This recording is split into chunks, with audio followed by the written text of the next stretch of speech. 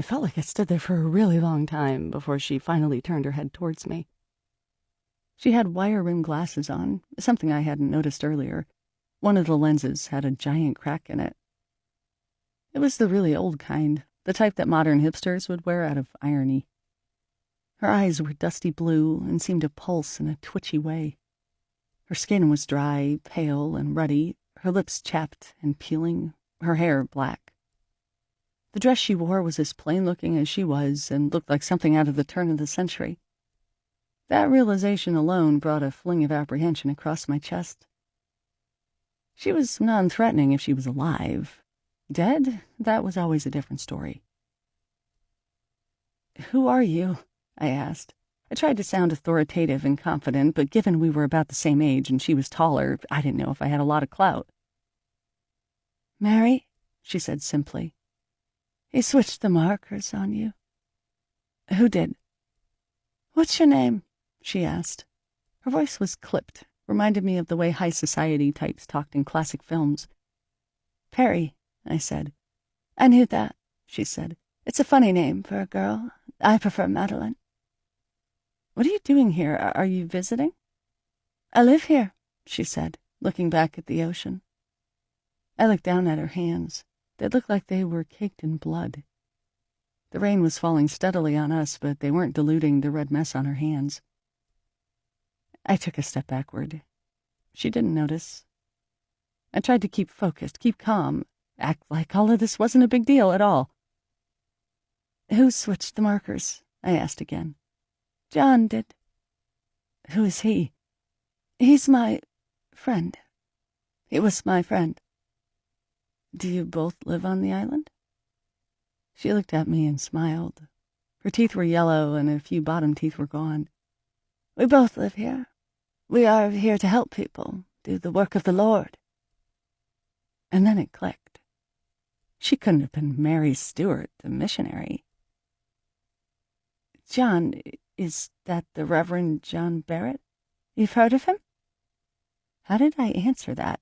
"Yes, I've heard of both of you, in a book that was written 100 years after your death." I swallowed hard. The fear was pricking at my skin and at the back of my head. Maybe I was crazy. It didn't matter how many times I had seen the impossible still wasn't acceptable. As redundant as it was to say, I couldn't help but squeak out, "You're dead." Mary locked her eye on mine through that one good lens. To have her look at me so poignantly, so real, it made what I said seem stupid and crazy. But she casually said, "I died on my 23rd birthday." My hands started shaking. The knife was coming loose in my fingers. She eyed it warily. "Were you hunting something out there? Deer?" I tried to say, my voice thick and trapped. "It's for protection." "You're a wise woman," she said. She patted the space beside her on the log. "Come sit down. You look tired." I hesitated. It was the most absurd invitation. "I won't harm you, if that is what you are pondering," she said. I gave her a quick smile and gingerly took my seat on the log, careful not to sit too close to her. Now that I was sitting right beside her, I could get a better look at her. She was a good couple of inches taller than me, maybe 5'8", and looked like she'd be quite frail under her dirty, billowing dress. She smelled, too, which I found remarkable. It was the stench of body odor and mold, and made my eyes water slightly. "You must forgive my appearance. I haven't had a bath for a while. Sometimes the bog seems more dirty than clean." Being beside her, being able to see the dirty pores on her face, the rusted frames of her glasses, and the wide, large white forehead with a smattering of freckles, there was no way I was talking to a dead person. It just didn't make any sense. I know what I had seen in the lighthouse, what happened with old Roddy, but I still questioned things. Maybe my mind made up some of it. How could a ghost, someone dead, be as solid and physical as she was?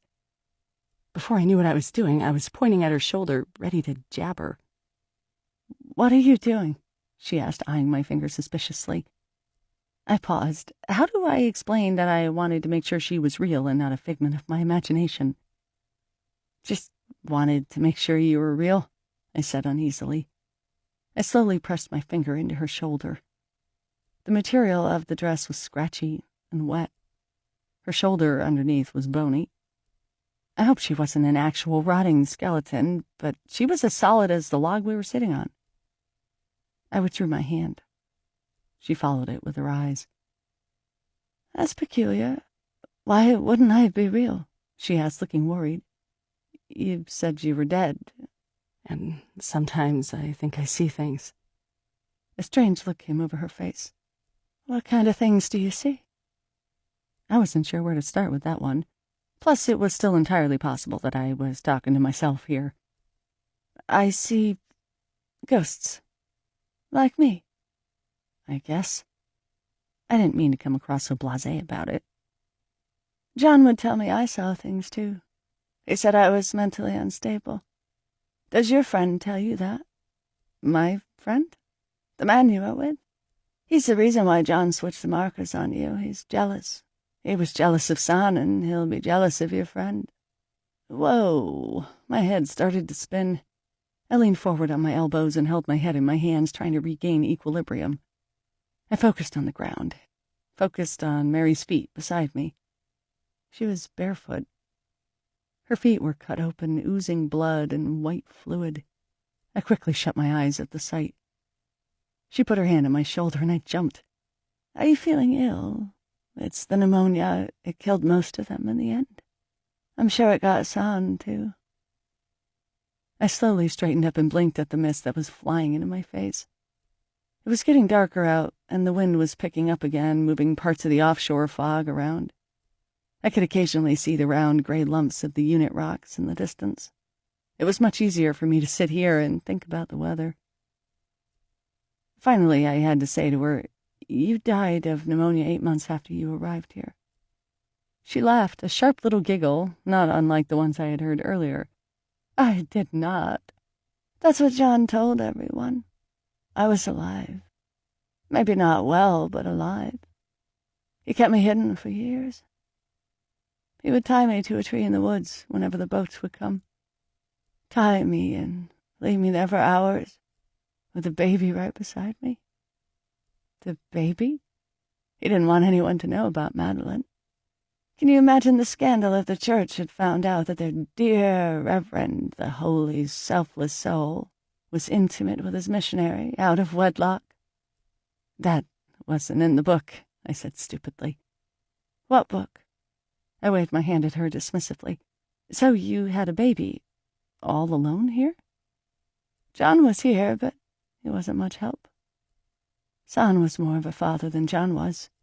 They both loved Madeline, though, more than they loved me." "Who is Son?" "Son was my lover.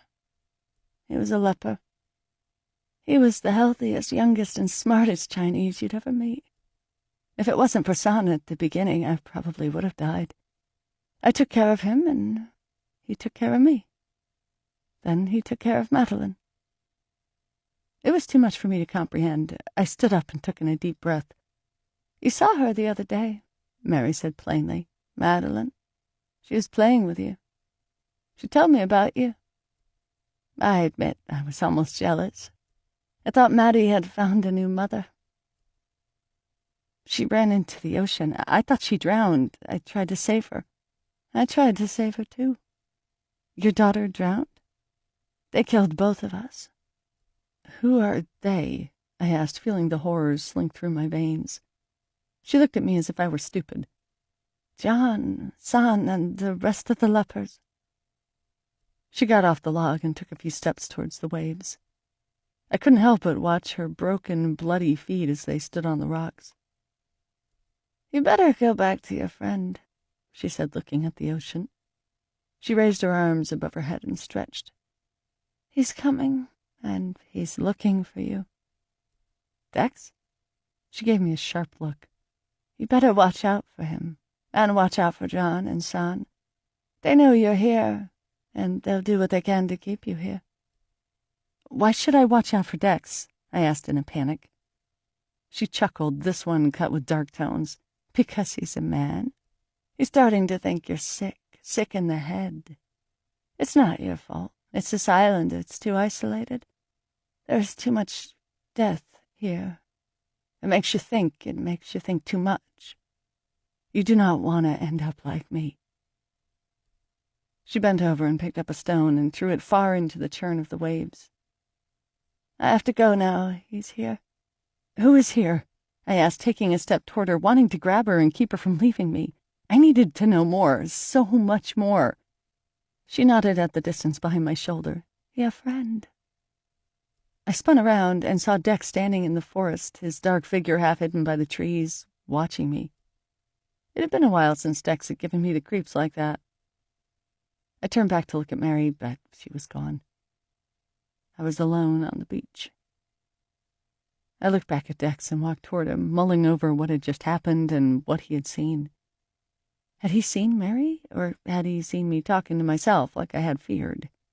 No wonder Mary said he thought I was sick in the head. I stopped a few yards away from him, trying to suss him out. Technically, I should have been brightly pissed off at him leaving me in the woods like that, so I went with that emotion. "What the hell, man? Way to leave me alone in the woods like that," I said, crossing my arms. He frowned and stayed suspiciously silent. "Why are you just standing there like a creeper, huh? What's your problem?" I asked. He seemed to snap out of whatever it was clouding over him and looked apologetic. "Sorry, I thought I saw something." "Thought you saw something? Dex, you took off. Didn't even bother to check if I was behind you. You know I can't keep up with you." My voice was shrill as the indignation I felt earlier came back. "What happened to all that shit you said about having my pack, huh?" He puffed air out of the corner of his mouth and threw his hands up in the air. "I'm sorry, okay? I thought you were able to follow. I didn't go that far, but by the time I came back, you were gone. Look, I'm really sorry." I didn't like this at all, and I was starting to lose my trust in him. Sure, Mary's words were floating around in my head, which didn't help, but the fact was he had just promised to never leave my side, and then went against his word only an hour later. He came out of the trees and walked up to me. I stood my ground. "What the hell were you chasing, anyway?" I growled. "It was a deer," he said, chagrined. He rubbed his chin and looked away. "I know, I'm an idiot. If it makes you feel any better, I got totally lost trying to get back to the campsite." "That's because someone switched the markers," I said. "How did you know to find me here?" "I heard your voice." "What do you mean someone switched the markers?" "I mean what it means. Someone switched the markers. If it weren't for where you threw the cigarette package, I wouldn't have noticed." "So that's where that went," he mused. "I was trying to do a Hansel and Gretel trail." I looked up at the sky and the waving treetops. The night was coming in fast. "We'll get going," he said, taking my arm. I flinched a bit. "What, you hate me now?" I didn't hate him. I was just annoyed. I felt like he totally interrupted my time with Mary, as silly as that sounds. And I wanted to talk about it with him, but knew he probably wouldn't believe me anyway. I shrugged him off and began to slog up the coast back to the campsite. We didn't say much to each other, except near the end. "Who were you talking to on the beach?" he asked hesitantly. I could tell he had wanted to ask me the entire journey. I gave him a quick look. He seemed more curious than concerned. Still, I didn't want to give him any reason to worry. "I was talking to someone," I repeated casually. "Yeah, but I didn't see anyone else. I was watching you for a couple of minutes." "Watching me? That's creepy." "No, you're creepy." I stopped in my tracks and raised my brow incredulously. "I beg your pardon?" He stopped too and started fishing around for his gum, avoiding my eyes. "Sorry." I narrowed my eyes at him, daring for him to meet them. He didn't. He popped the Nicorette in his mouth 3 pieces at a time and slowly chewed them, keeping his eyes on the space above my head. I let out an angry sigh, not wanting to deal with him or what he thought of me. We got back on our way, easing into the campsite just as the clouds turned black and the light of day was gone. Chapter 14. Dinner was another lazy mess of a meal. Dex threw some of the bacon he had made earlier into some penne pasta and called it a day. That was fine with me. I should have been absolutely starving from the day's events, not to mention the constant battering from the weather, but by the time the dish was in front of me, I could barely bring myself to eat it. He also made some coffee to keep ourselves warm. Of course, we mixed the coffee with Jack Daniels and creamer. It sounds disgusting, but it took the edge off while sharpening my mind at the same time. We sat in relative silence, one more uncomfortable than usual. Dex flipped through the books about the island, though I could see from his ADD eyes that he wasn't really absorbing anything. His mind was elsewhere. So was mine. It was Mary I kept thinking about.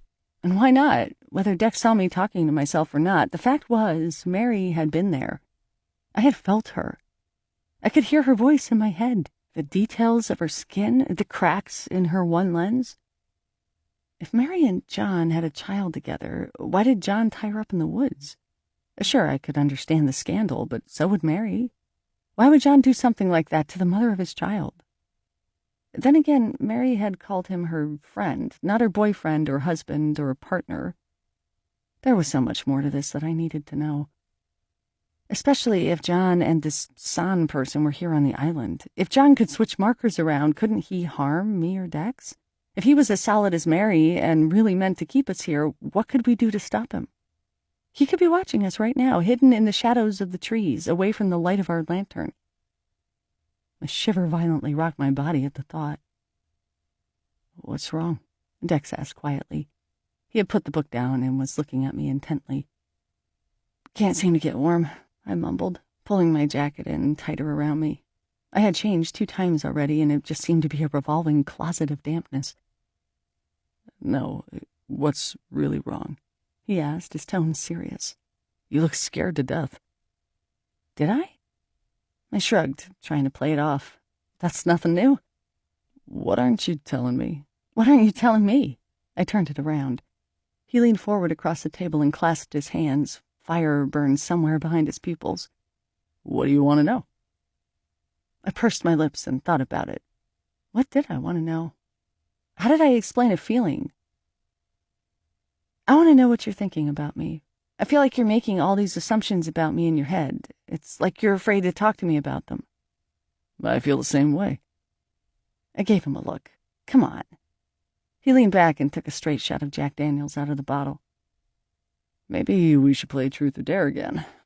"Maybe you'd just give me the truth. You saw me talking to myself on the beach, and now you think I'm nuts. Is that it?" "That's part of it. Also the fact that you rushed into the ocean this morning to save a little girl who wasn't there." "Fine, then I'm nuts. That should be the least of your concerns." He squinted at me, thinking. "I care about you. I care about you an awful lot." His voice was gentle and sincere. His words made my heart thump, made a rush of pins and needles appear at my fingertips. He reached out and grabbed my hand. I watched him wide-eyed. "And because I care about you, I don't... Like I said earlier, I'm worried about what this island is doing to you." "It's not about me. It's about you, too. There are people here sabotaging us, right?" "Flipping markers, slashing the zodiac?" "Sure." "You don't believe that. You know something that I don't, and it's driving me crazy." He squeezed my hand hard till I felt the blood run out. "Ow!" I squeaked and tried to take my hand away from his. He held on and leaned even further forward, his head blocking the light of the lantern. "What are you hiding from me?" he whispered, his dark eyes roaming all over my face in crazed search for answers. "Who were you talking to? What did you see?" I wanted to tell him. I wanted to let him know about Mary and what she said, but I was too afraid. I couldn't let him in. I felt like it was my secret, and one he wouldn't understand even if he let himself believe it. I don't know why I was seeing these things and he wasn't, but without him seeing Mary and Madeline himself, I just couldn't trust what he was going to do with the information. "Please, just tell me what you're thinking, Perry. What is going on in that head of yours?" He reached over and tenderly caressed my head with his other hand. It felt nice, but it wasn't nice enough. Funny how things had changed. It was only a month or 2 ago that I had met Dex for the first time and had asked him the exact same things about himself. My eyes felt dead. I gave him the corresponding look. "I'm cold. I think I'm turning in." I yanked my hand out from his and started to get up. He actually looked hurt and frightened. It only lasted a second, but it was enough for me to see. A twinge of guilt flashed on my conscience, but I brushed it aside. He was a big boy. Time for him to wonder about some things for a change. "Perry," he called after me as I rounded the table. "We are leaving first thing in the morning." Good luck with that, I thought, and got in the tent. I didn't bother brushing my teeth or taking off my makeup. I just wanted to go straight into the bed and put the day behind me. I quickly changed into my pajamas, which were thankfully still quite dry, and attempted to get in my sleeping bag. It was wet, soaked through with dampness. "Ah!" I cried out. I had spread it out hoping it would have dried, but I guess being put in the sleeping bag earlier when I was soaking wet was too much for it. Dex poked his head in the tent, bringing the lantern inside with him. "What's wrong?" "The sleeping bag is soaked." I felt deflated. Now what? Was I going to sleep on the picnic table? "Get in my sleeping bag," he said, coming in and zipping the tent shut behind him. "Where are you going to sleep then?" "In my sleeping bag?"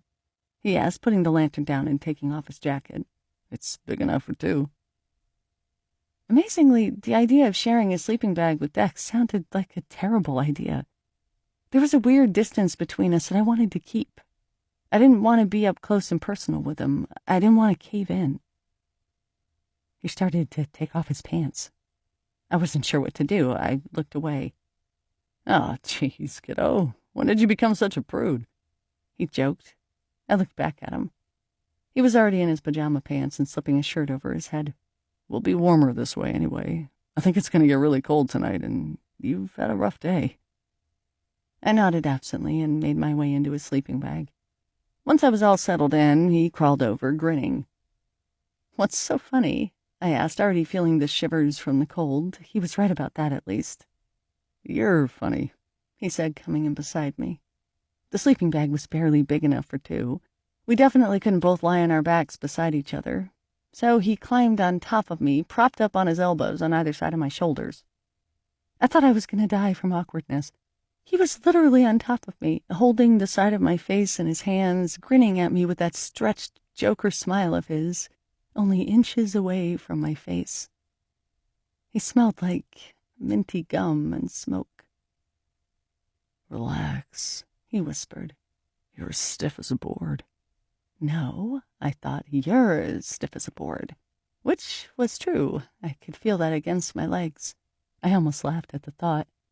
It was enough for a smile to creep on my lips. "There you go," he said lazily. He brought his face closer to mine.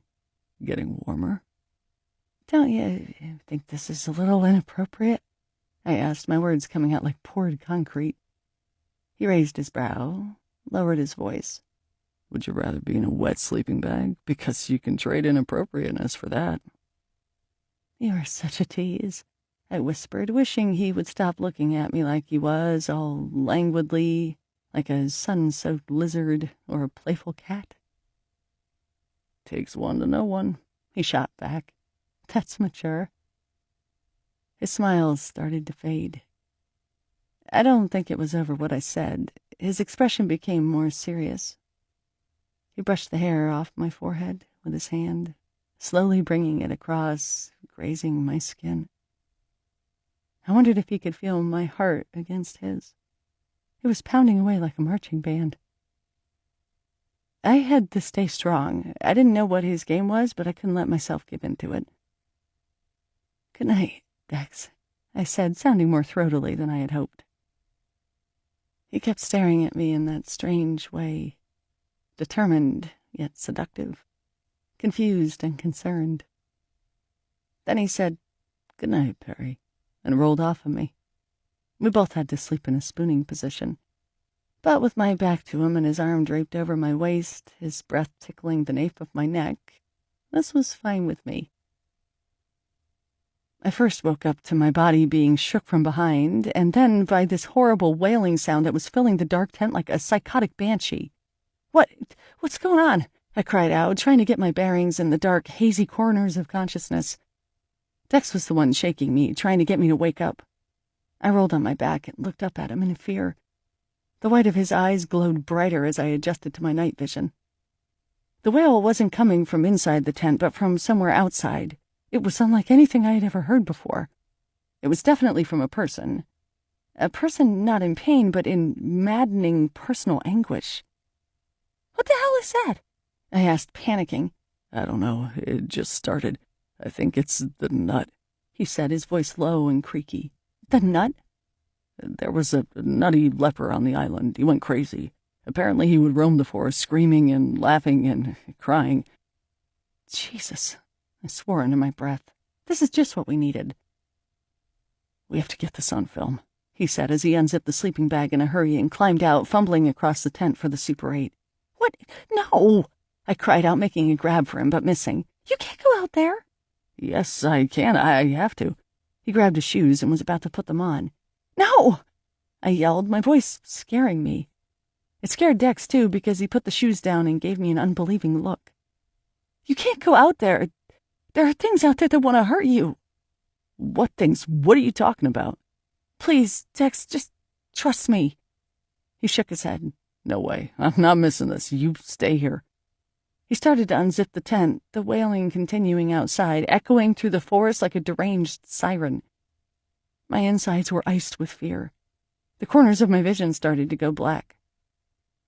If he left me alone, I felt like I would die. If he left, he would die. I was sure of it.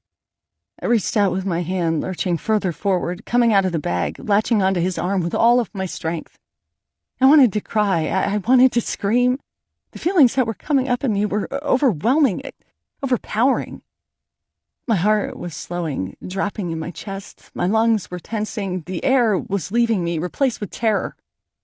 I couldn't let him go. "Don't leave me," I whimpered pathetically. He stopped and fell a bit into my grasp. I pulled him even closer to me. "I need you," I said, heartbeats in my words. He lowered the camera. His eyes softened into dark puddles. The air inside the tent was changing, becoming charged like the atmosphere before a lightning storm. In the dizzying array of emotions and feelings that were swirling around in my stomach and coursing up and down the hairs on my body, I realized we were about to pass the point of no return. Something was going to happen. "You need me?" he asked huskily, hesitating, lips twitching. I tightened my grip and swallowed the fear in my throat. I nodded, slowly, deliberately, not taking my eyes off of his. "I need you." A wash of concentrated passion came across his face and settled in the darkness between his eyes and brows. I'd seen the look before, but never like this. Never in this feverish vibrancy that seemed to sizzle out of him. I pulled him closer, close enough to feel the heat and electricity of his chest and neck. I kept my grip tight and started to shake lightly, my body convulsing with hot, nervous spasms, my breath heavy and labored. "I need you," I said again with utmost poignancy, making them the most important words I had ever said. I thought I saw a smile at the edge of Dex's lips. And then they were on mine, kissing me. Dex lunged forward and grabbed my face with his hands, holding it in a tight squeeze, his wet, warm lips frantically pursuing my mouth, tongue dancing with mine in a vibrant frenzy. I was caught off guard, but didn't waste any time in getting caught up. I pawed back at him as we both fell backward onto the sleeping bag. The days of wanting him, needing him were over, and he was in my hands. He was the soft skin I felt beneath his shirt as I gripped him around his waist and pulled him forward. He was the hot tongue on my neck, licking and sucking beneath my jawbone. He was the tingly rush I felt between my legs, the heat on my limbs, the intoxicating lust that swam around in my head and made all fears dull. I only felt pleasure. Even the wails of the night were unheard. I pulled his shirt off over his head and threw it somewhere across the tent. I raked my nails over his chest and tattoo and brought his mouth up to meet mine. Our kisses weren't neat or sweet. They were messy and dripping and with a deluge of pent-up lust and buried emotions. His hands found a slice of bearskin between my pajama top and bottom, and my nerves leaped with the contact of his fingers. With one hand, he pulled down at my pants. A quick calculation of what underwear I was wearing flashed through my mind, but I was distracted by his other hand, which was disappearing under my shirt. He alternated between being gentle and rough on my breasts. It sent shivers through my body and caused my leaden head to fall back on the sleeping bag. It had been a while since I was with a man. It was almost like I was experiencing this all for the first time. I decided to help him out by pulling my shirt off myself. There was that slightly awkward pause when I discarded my top beside me and he had leaned back. There was no denying it or hiding it. I was pretty much naked beneath him, and he was taking his sweet time taking it all in. Part of me wanted to squirm with insecurity and embarrassment. Part of me wanted to enjoy it. All I could do was blush furiously. He, on the other hand, wasn't blushing. He looked like a madman possessed by desire and sheer want. Watching him was a turn-on. His eyes were heavy, his breath raspy, his lips in a relaxed leer. And he was looking at me, at all of me. He came back down and started ravishing my neck from the earlobe all the way to my collarbones, tickling, biting, and blowing hits of hot steam from his lips. I moaned, despite myself, feeling the hairs at the back of my neck rise along with my chest that was coming up to meet his wet mouth. While he made work of me, my hands flew down his pants and tugged them down with my hands and then slid the rest off with my feet. If I was going to be in my underwear, he was too. I couldn't see what he was wearing in the darkness or between the flashes of skin, but it felt like a soft pair of boxer briefs, and from the feel I got at the front, it would have been a very complimentary sight indeed. I groped him firmly with my hand, which brought out a moan from both of us. I wanted him, every inch. He had other plans.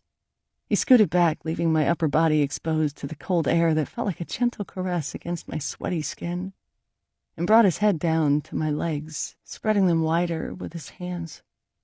With one hand, he teased the soft underside of my knee with his finger, and then bent his head down and did the same with a flicker of his tongue. It was enough to make my eyes roll back in my head.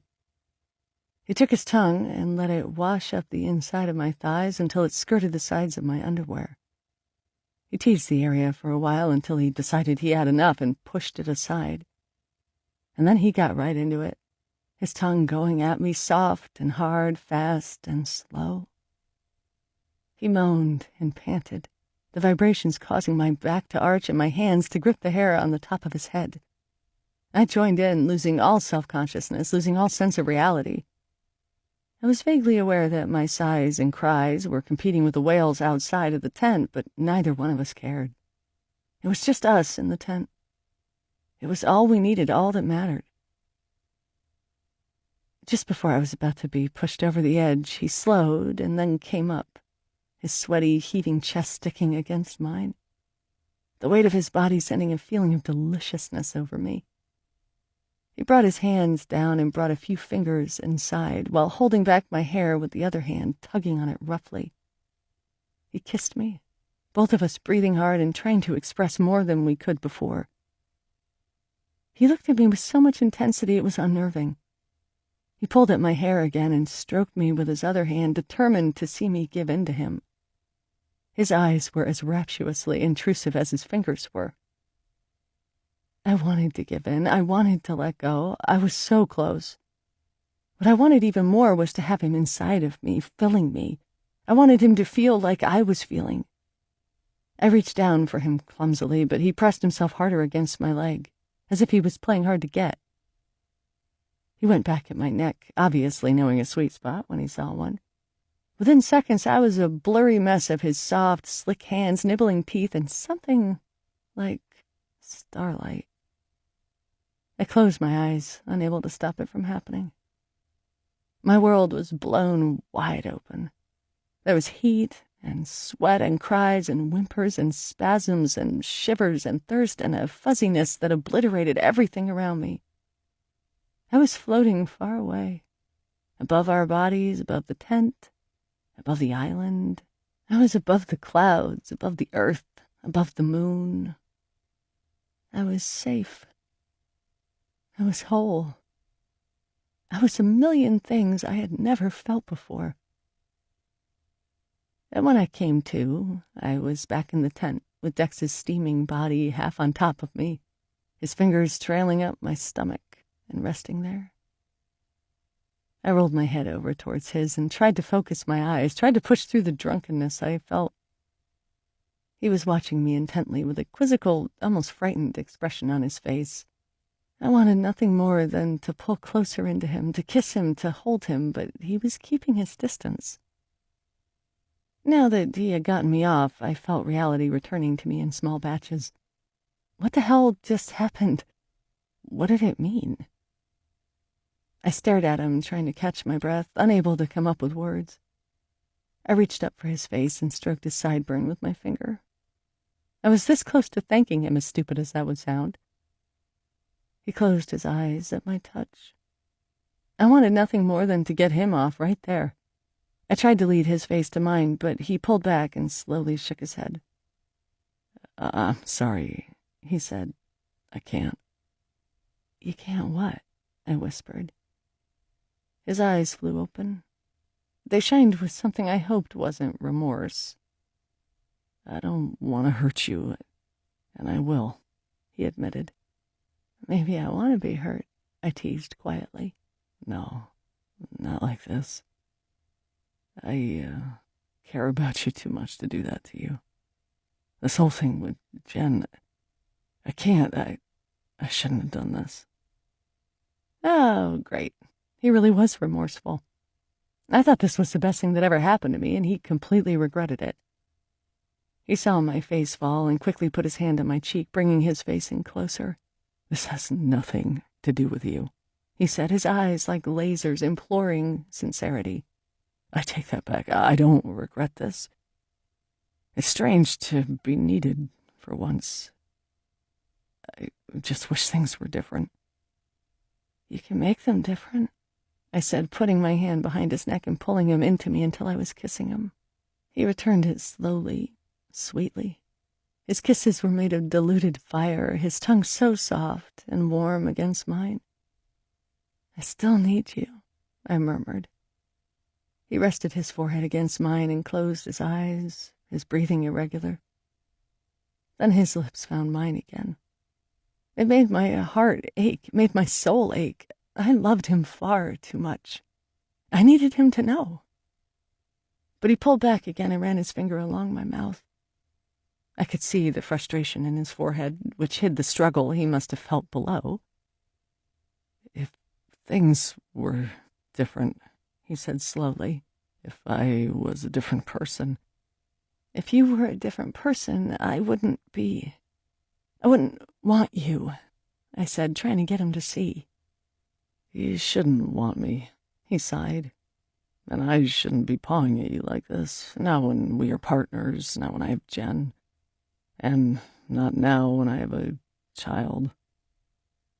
He was fucking right. Damn Jen. Damn this unborn child and their stupid, loveless relationship. The thought tore me up inside, erasing the moments of ecstasy I had been feeling only minutes before. I wanted to cry. My emotions were too high to handle. I should have just let him run off into the woods. Hey, he whispered roughly, stroking my hair off of my face. We're okay. You know I'd do anything for you. You mean so much to me. But it's not enough, I choked out, avoiding his eyes in case the tears decided to come. Kiddo, Perry, we're gonna be okay. You still have me in every other way. You really have me more than she does. I'm here and I'm gonna be here for you. We're gonna get through this, and tomorrow we're gonna leave this crazy place for good. He had so much sincerity in his eyes that I had no choice but to believe him, or at least relent. I nodded, though I didn't know what any of it meant. He smiled sweetly and kissed me on the forehead, keeping his warm lips there for a beat or two. Then he got up, quickly put on his pants and tossed my pajamas at me. I gave him a shy smile and covered up my indecency. He climbed back into the sleeping bag and patted the spot beside him. "Come here, please." I did as he said, with my back to him. He held me tightly against him, our heads sharing the pillow, his lips at my ear. "Things will be better tomorrow. You'll see." I nodded. "Good night, kiddo," he said. He kissed the back of my head. It was only then I noticed the mad wailing had stopped, and the only thing I could hear was my heart thumping slowly. It hurt just a little bit. Chapter 15. The next morning was Groundhog Day redux. Same whistling wind, flapping tarps, rat-a-tat-tat sprays of rain against the tent, a gloomy blue glow, and the ever-present damp nip in the air. If I had woken up to "I Got You, Babe" on an AM radio, then it really would have been complete. I was alone in the sleeping bag. I kind of preferred it that way. It gave me a chance to breathe and go over what the hell had happened last night. It was all coming back to me in the hazy light of day. The sound of his moans, the feel of his lips on me, like he wanted to eat me alive. The image of his head between my legs. Had Dex seriously gone down on me? Did he really run his mouth all over my body? Dex, my Dex? It seemed like a fabrication of my mind. I mean, I saw ghosts. Why couldn't I imagine a heated sexual experience with the man I was hung up on? But then the feelings came back. Dex's reluctance to go any further, his so-called allegiance to Jen and their baby. Their baby. Well, the whole thing made me feel sick. Strangely enough, I didn't feel any guilt for having been the other woman, even though I had been in Jen's position before. I just felt bad for Dex. Although I really shouldn't have. After all, I didn't force him to do anything. He kissed me first. I put my hand to my forehead and scrunched it up. What a mess. In some ways, it was amazing, and in some others, wow, did I really do that? Even the fact that he saw me completely naked, the fact that he gave me an orgasm. I couldn't have been more vulnerable than that. And then to say he couldn't go on, what a load of crap. I wasn't complaining, but how was that fair at all? It's like he just wanted to be in control of everything, even down to sex. He knew how I felt about him. Sure, I'm the one who got off in the end, but he wanted that to happen. He got at me. He won. And I was unable to get him. Suddenly, I was less embarrassed and more ticked off. It was a more manageable and face-saving emotion, anyway. It was like he used me in the most backward way possible. All he did was bring my emotions and feelings for him to an absolute boil and then walk away clean, as if he didn't do anything wrong. Walk away back to his stupid hot girlfriend and love child. Okay, now I was mad. I shoved down my clothes, which were still damp since I had officially run out of anything clean, and headed out into the storm. Dex was nowhere around the tent or picnic table. A quick glance at the beach told me he wasn't there either. Unless he really was asking for it and decided to go on a walk somewhere, the only other place he could be was the shitter. The weather was the exact same as it was yesterday. In fact, in some ways, the fog seemed thicker and the waves were steeper, angrier. They seemed to call to me to echo my mood, which was rapidly going sour. The damp clothing and the overall feeling of grossness didn't help either. I had decided that I should probably make some coffee, since he hadn't seemed to do that either, when I felt a presence watching me. The goosebumps rose in my arms. I looked up and got the crap scared out of me. It was Mary standing in the trees, observing me silently in her dark swath of a dress and her pale, weird face. How long had she been there for? I was about to call out after her, but she put her finger to her mouth to motion me to be quiet. Then she turned and walked off, her figure disappearing behind the trees. I got up and went after her. I knew it wasn't right for me to leave the campsite without telling Dex first, but I really didn't care what he thought at this point. Mary held the answers. I followed her into the woods, towards the inner campsite and past the bog, to an area I hadn't been to yet. It was another clearing like the other campsite, but had rows of stunted fruit trees and some foreign-looking bushes deliberately placed throughout. It looked like a long-forgotten garden. Mary headed across the soggy grass and walked along a narrow, pebbly path that cut through the center of some rustic rose bushes. I followed carefully, not wanting to get caught on the spiny thorns and overgrown brambles. On the other side of the bushes was a patch of weeds and a low stone bench surrounded by small stacks of chopped wood. She sat down on the bench and clasped her hands in her lap. I paused, ripping my sleeve on a greedy branch, and looked down at her. I wasn't sure whether it was safe to talk to her yet or not. Finally, she looked up at me in surprise, exclaiming, "Oh, you're here. How nice to have your company." She wasn't being sarcastic. It's like she didn't realize I followed her. I gave her a small smile. "Where are we?" "This is my rose garden in the orchard. I had brought the seeds with me from California.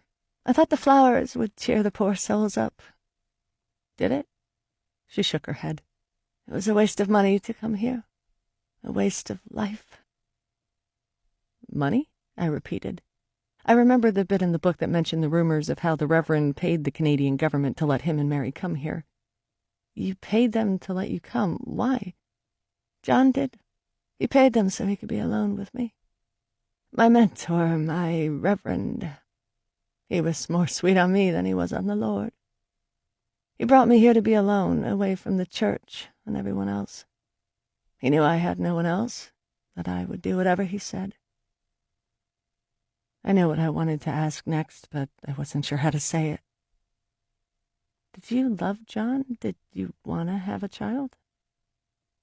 Mary started picking at her hands, peeling off dead skin in long, scaly layers and flicking them on the grass below.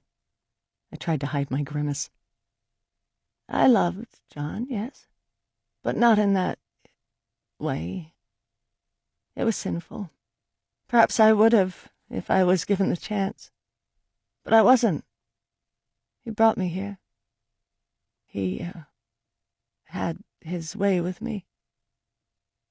And then I was with child. I think the child was all he wanted. I know I didn't want it. Oh, geez. Mary was raped by the very person she trusted. I felt increasingly bad for the mousy woman with her twitchy eyes and sad complexion. "I'm sorry," I said. "It's kind of you to say that," she said, "but it doesn't change anything. I was stupid and naive. He had me by the scruff of my neck, and we both knew it. Then, of course, I found San. That was wrong, too, I knew that. But what did it matter? I was already having a child out of wedlock. I was already on the wrong side of the Lord."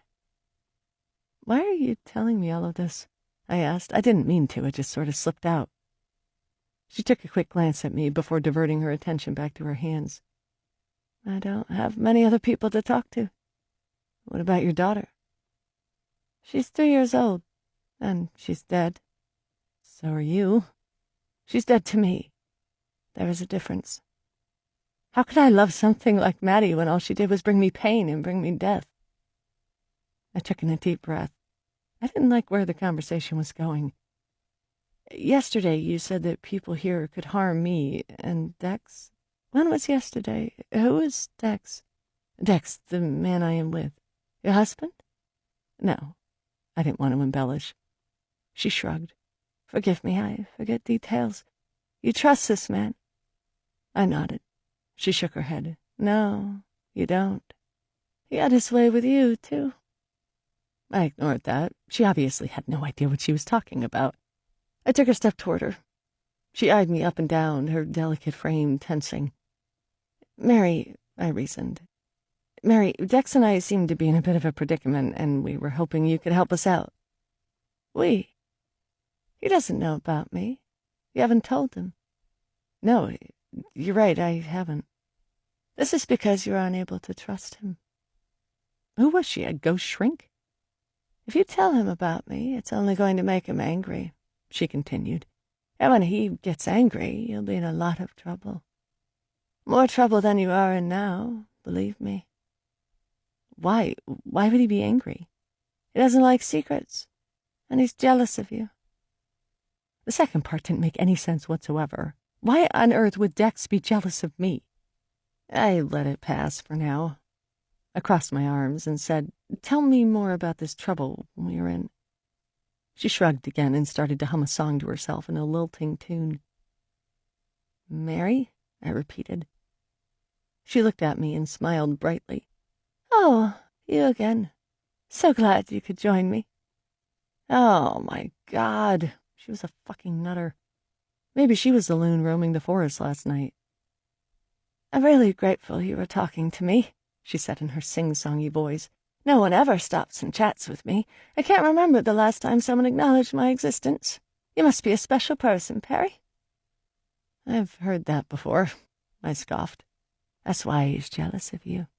Right now he's out there walking up the beach looking for you and cursing you. Dex, you have something he wants. You also have something John wants and something Son will want. I've seen them watching you. You can see them if you look harder." The hairs on the back of my neck tickled unpleasantly. "What does Dex want?" "You'll have to ask him that." I sighed, trying to compose myself. My brain felt sluggish and lazy, too lazy to really understand what was going on. "What do John and San want? Did they slash the Zodiac? Are there other people on the island?" Mary started to sing to herself again. "Mary!" I yelled, exasperated, and reached for her. I shook her bony shoulder, feeling the bones crack and crush underneath my hand. I gasped and recoiled in horror. She looked down at her collapsed shoulder with all the breeziness in the world. "They won't be so easy to break. The sea, it does peculiar things to your bones." I wanted to tell her that I was sorry, but I couldn't form the words. I felt like vomiting. "Look," I said, sucking the feeling down. "I know this is a strange situation and all, for me anyway. I mean, I think I might actually be mental. Maybe you're not real at all. Maybe this whole place isn't real. But still, if you could somehow help me out in any way, help me get off this island, I'd really appreciate it." She laughed. "I can't leave this island. What makes you think you can?" "Because I'm not dead." "You will be soon," she said simply, her little girl voice gone. The frankness cut me to the core. "Will you help me, Mary?" I tried. "Can you just tell John and this San person to leave us alone, to let us leave? We don't have anything to do with whatever this all is. As soon as the weather clears, we will be out of here. We will never come back."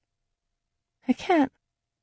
I hope I never see them again. I've been moving around this island for God knows how long, trying to stay one step ahead of them. Perhaps you need to borrow a lesson from me. You're much easier to catch than I am." I felt breathless. "Where are we?" "This is the island of death. This is purgatory. This place has a dark soul of its own, and it will drown you in its depths." And at that, Mary got to her feet, her bloody, pussing feet. "I have to keep moving. My advice is for you to do the same. Don't trust anyone. Anyone. He does not have your best interests in mind. No one does, not even me. But I recommend you take my advice to be safe." And then she was off and running. I looked behind me, expecting to see Dex or, God forbid, the Reverend, but there was no one there. And of course she was long gone. I tried to shake some sense into my head as I carefully slipped past the rose bushes, prying thorns, and down the orchard trees, dead and gray from the cold winter or 100 years of neglect. I didn't know what to make of anything anymore. Reality seemed to be losing its grip on me, sliding off like the chains on an anchor. None of this was possible, but I had to accept it as truth. If I didn't, it would mean I was going crazy. And which one of those scenarios was better? I'd either end up in a mental institute or in some brutal fate here, which could be worse. I wondered if that's what creepy clown lady had been talking about. She had said something about people coming to take me away. Take me away in straitjackets? Take me away to the loony bin? I had been treating Dex like the enemy in this regard, but maybe he had the total right to worry about me. He couldn't see the things I could. Not all of them, anyway.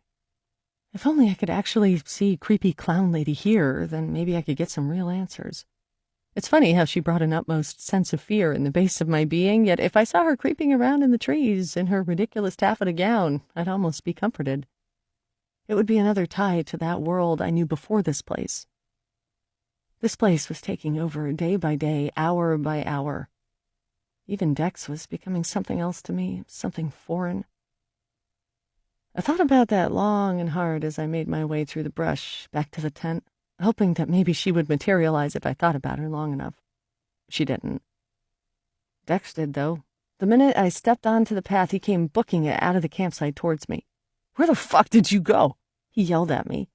He looked like hell. He almost had a full-on beard going. His eyes were bloodshot, and the space under his eyes looked like half-moon plums. "I went for a walk," I said, and tried to walk past him. He grabbed my arm sharply and yanked me towards him. His eyes were crazy. "Bullshit." I looked down at his rough grasp, trying to stifle my own anger and avoid a massive blowout. "It's none of your business," I snapped. I knew that was going to set him off. I probably should have said something else. He was taken aback and, for a moment, speechless. "Where were you when I woke up?" I asked. "In the bathroom," he said through gritted teeth. "What's wrong with you?" I questioned. He cocked his head and loosened his grip on me. He smiled sarcastically. "What's wrong with me? Shit, Perry, that's rich. You're the one who flips out whenever I leave you alone. What around all that bullshit about you needing me, then? You don't think it's not the other way around?" I snorted. "No, I don't. And maybe it was just bullshit anyway. You should know all about that. You're an expert at it." "Now you're just being a bitch." I glared at him. We all have to be experts at something. He rolled his eyes and took in a deep breath. He was trying to keep his temper in check. I could see it strained across his face. He put his other hand on my shoulder and gave it a lighter, nicer squeeze. In my head, I had the image and feel of Mary's bones shattering under my own grasp. The disgust showed up on my face. Dex noticed my expression and looked correspondingly uneasy. "What's happening to us?" "What happened? Well, we ended up getting stuck on this goddamn island, first of all. You know what this is? It's purgatory. Come on now. I am serious. This place is death. And that's why we're going to see if maybe we can get the Zodiac going. I have some ideas." "What if it doesn't work? Why hasn't anyone come for us? I mean, we were supposed to be back yesterday. There's this storm. Why hasn't the Coast Guard shown up? Doesn't Zach want his boat back? Wouldn't he have reported us?" I started blathering on like a woman on the verge of a nervous breakdown. Dex abruptly pulled away from me, suddenly apprehensive. "What?" I asked. He took in a deep breath again. I knew I was not going to like what I was about to hear. I told Zach we were staying an extra couple days.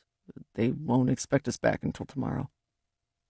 I was floored, stunned, unable to process, did not compute. "Tomorrow?" I managed to say. "But tomorrow's my birthday." "I know it is. I figured since you don't have a job, it wouldn't matter if we stayed here a while longer, to get some real good shots. And tomorrow is my birthday!" I shrieked, my arms flying out to my sides. "Why the fuck would you think I'd want to spend my birthday on an island with you?"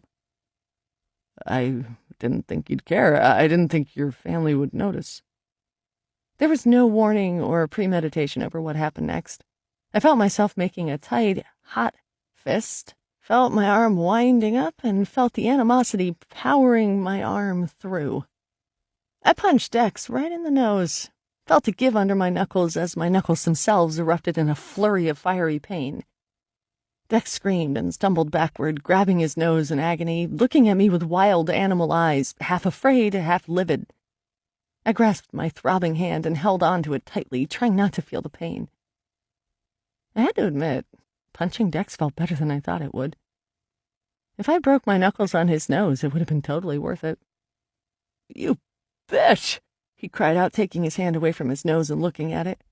It was bleeding lightly, a tiny trickle coming out of his nostril and gathering in his mustache.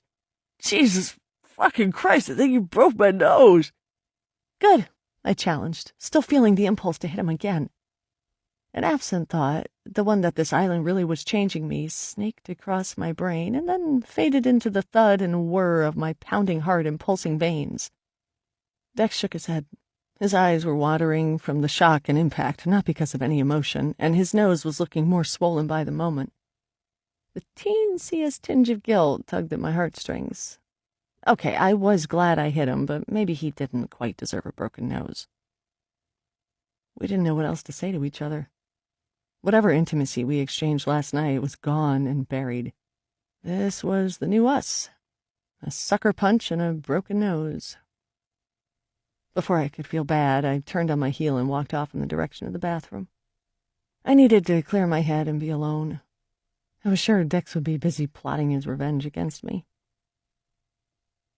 I sat down on the rocks just north of the outhouse for at least an hour, just stewing over what had happened, trying to make sense of everything.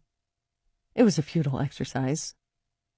Dex had left me alone, which I figured he would. I knew he was probably thinking of some way to handle me or calm me down, some way to deal with me so I would learn like a good little girl and do what he said. He always had me by the scruff of the neck, and I had always done everything he asked of me. He used me, frequently, like he did last night. All part of a sick little game. That's probably why he picked me in the beginning. He knew I would be easy to twist under his thumb. I was hoping that by distancing myself from Dex in the campsite that Mary would show up again.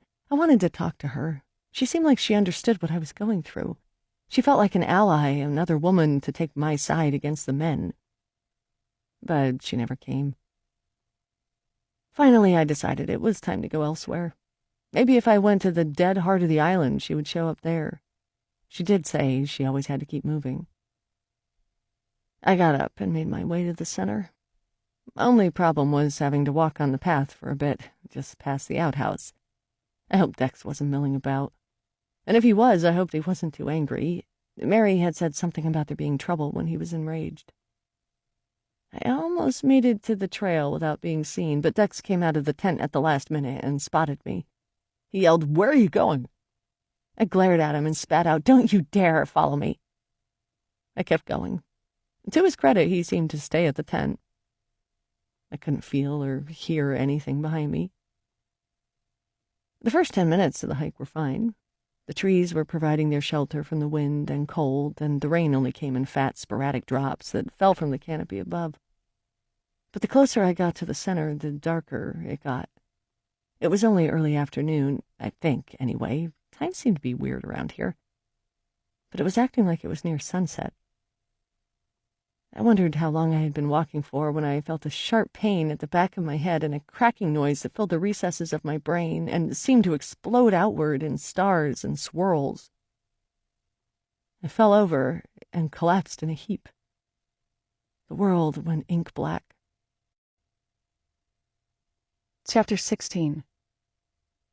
I came to with a throbbing, pounding head and in the most uncomfortable position. My legs were spread out in front of me. My back was propped up at an unnatural angle against a rugged, scratchy pine tree. My arms were pulled back behind the trunk and tied together. The rope went around my shoulders and waist a few times, too. I couldn't move if I wanted to. I didn't know where I was. There was nothing distinctive around me, just tall, overbearing trees with spindly limbs that swayed from the wind at the upper reaches of the canopy.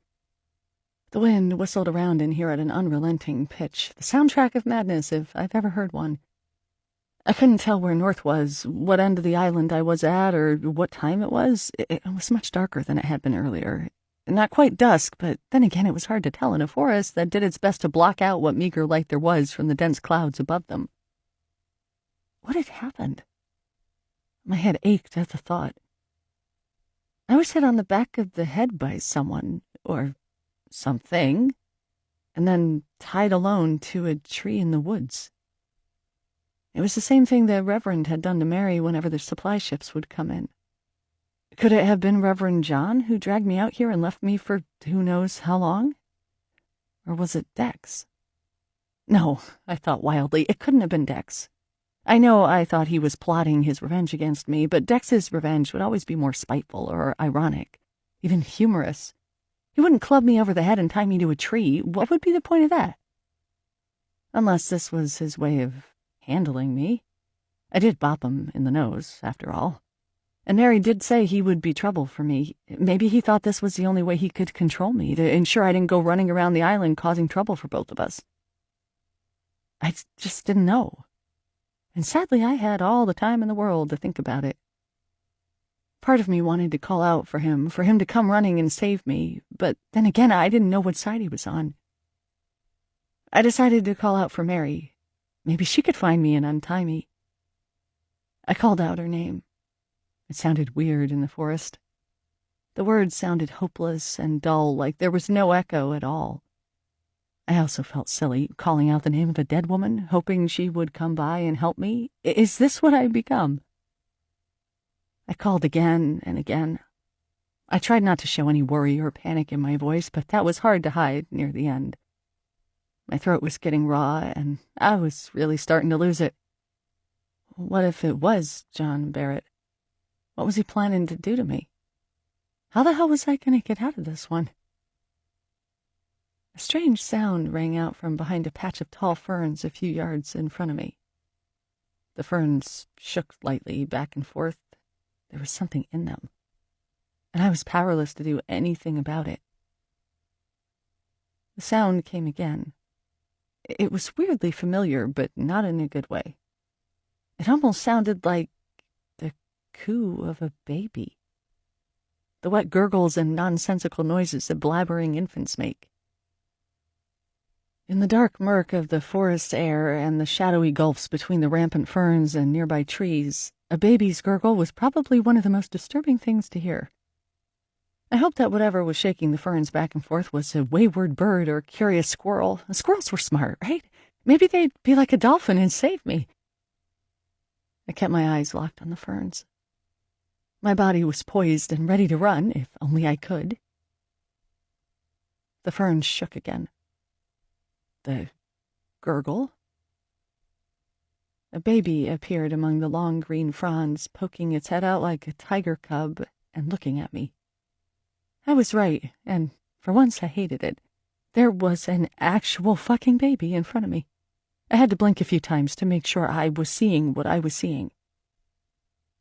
It crawled out of the ferns slowly, but with an unnatural sense of self-assurance. I didn't know kids enough to know how old it was. However, it was too young to walk, but old enough to crawl with agility.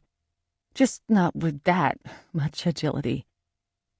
It stopped a few feet away and cocked its head at me. I couldn't breathe. This wasn't about a lack of maternal instinct. This was the most terrifying thing I had ever seen in my life. The baby was completely naked, not even a diaper on her bottom. It had a schlock of ashy hair and wide blue eyes. The eyes looked at me with the curious intensity of a stranger. All my senses were wound up. I couldn't look away. Under any other circumstances, I probably would have felt motherly towards it. Where was the mother, the poor thing, all alone? A neglected, helpless, defenseless child? But I knew this wasn't the case.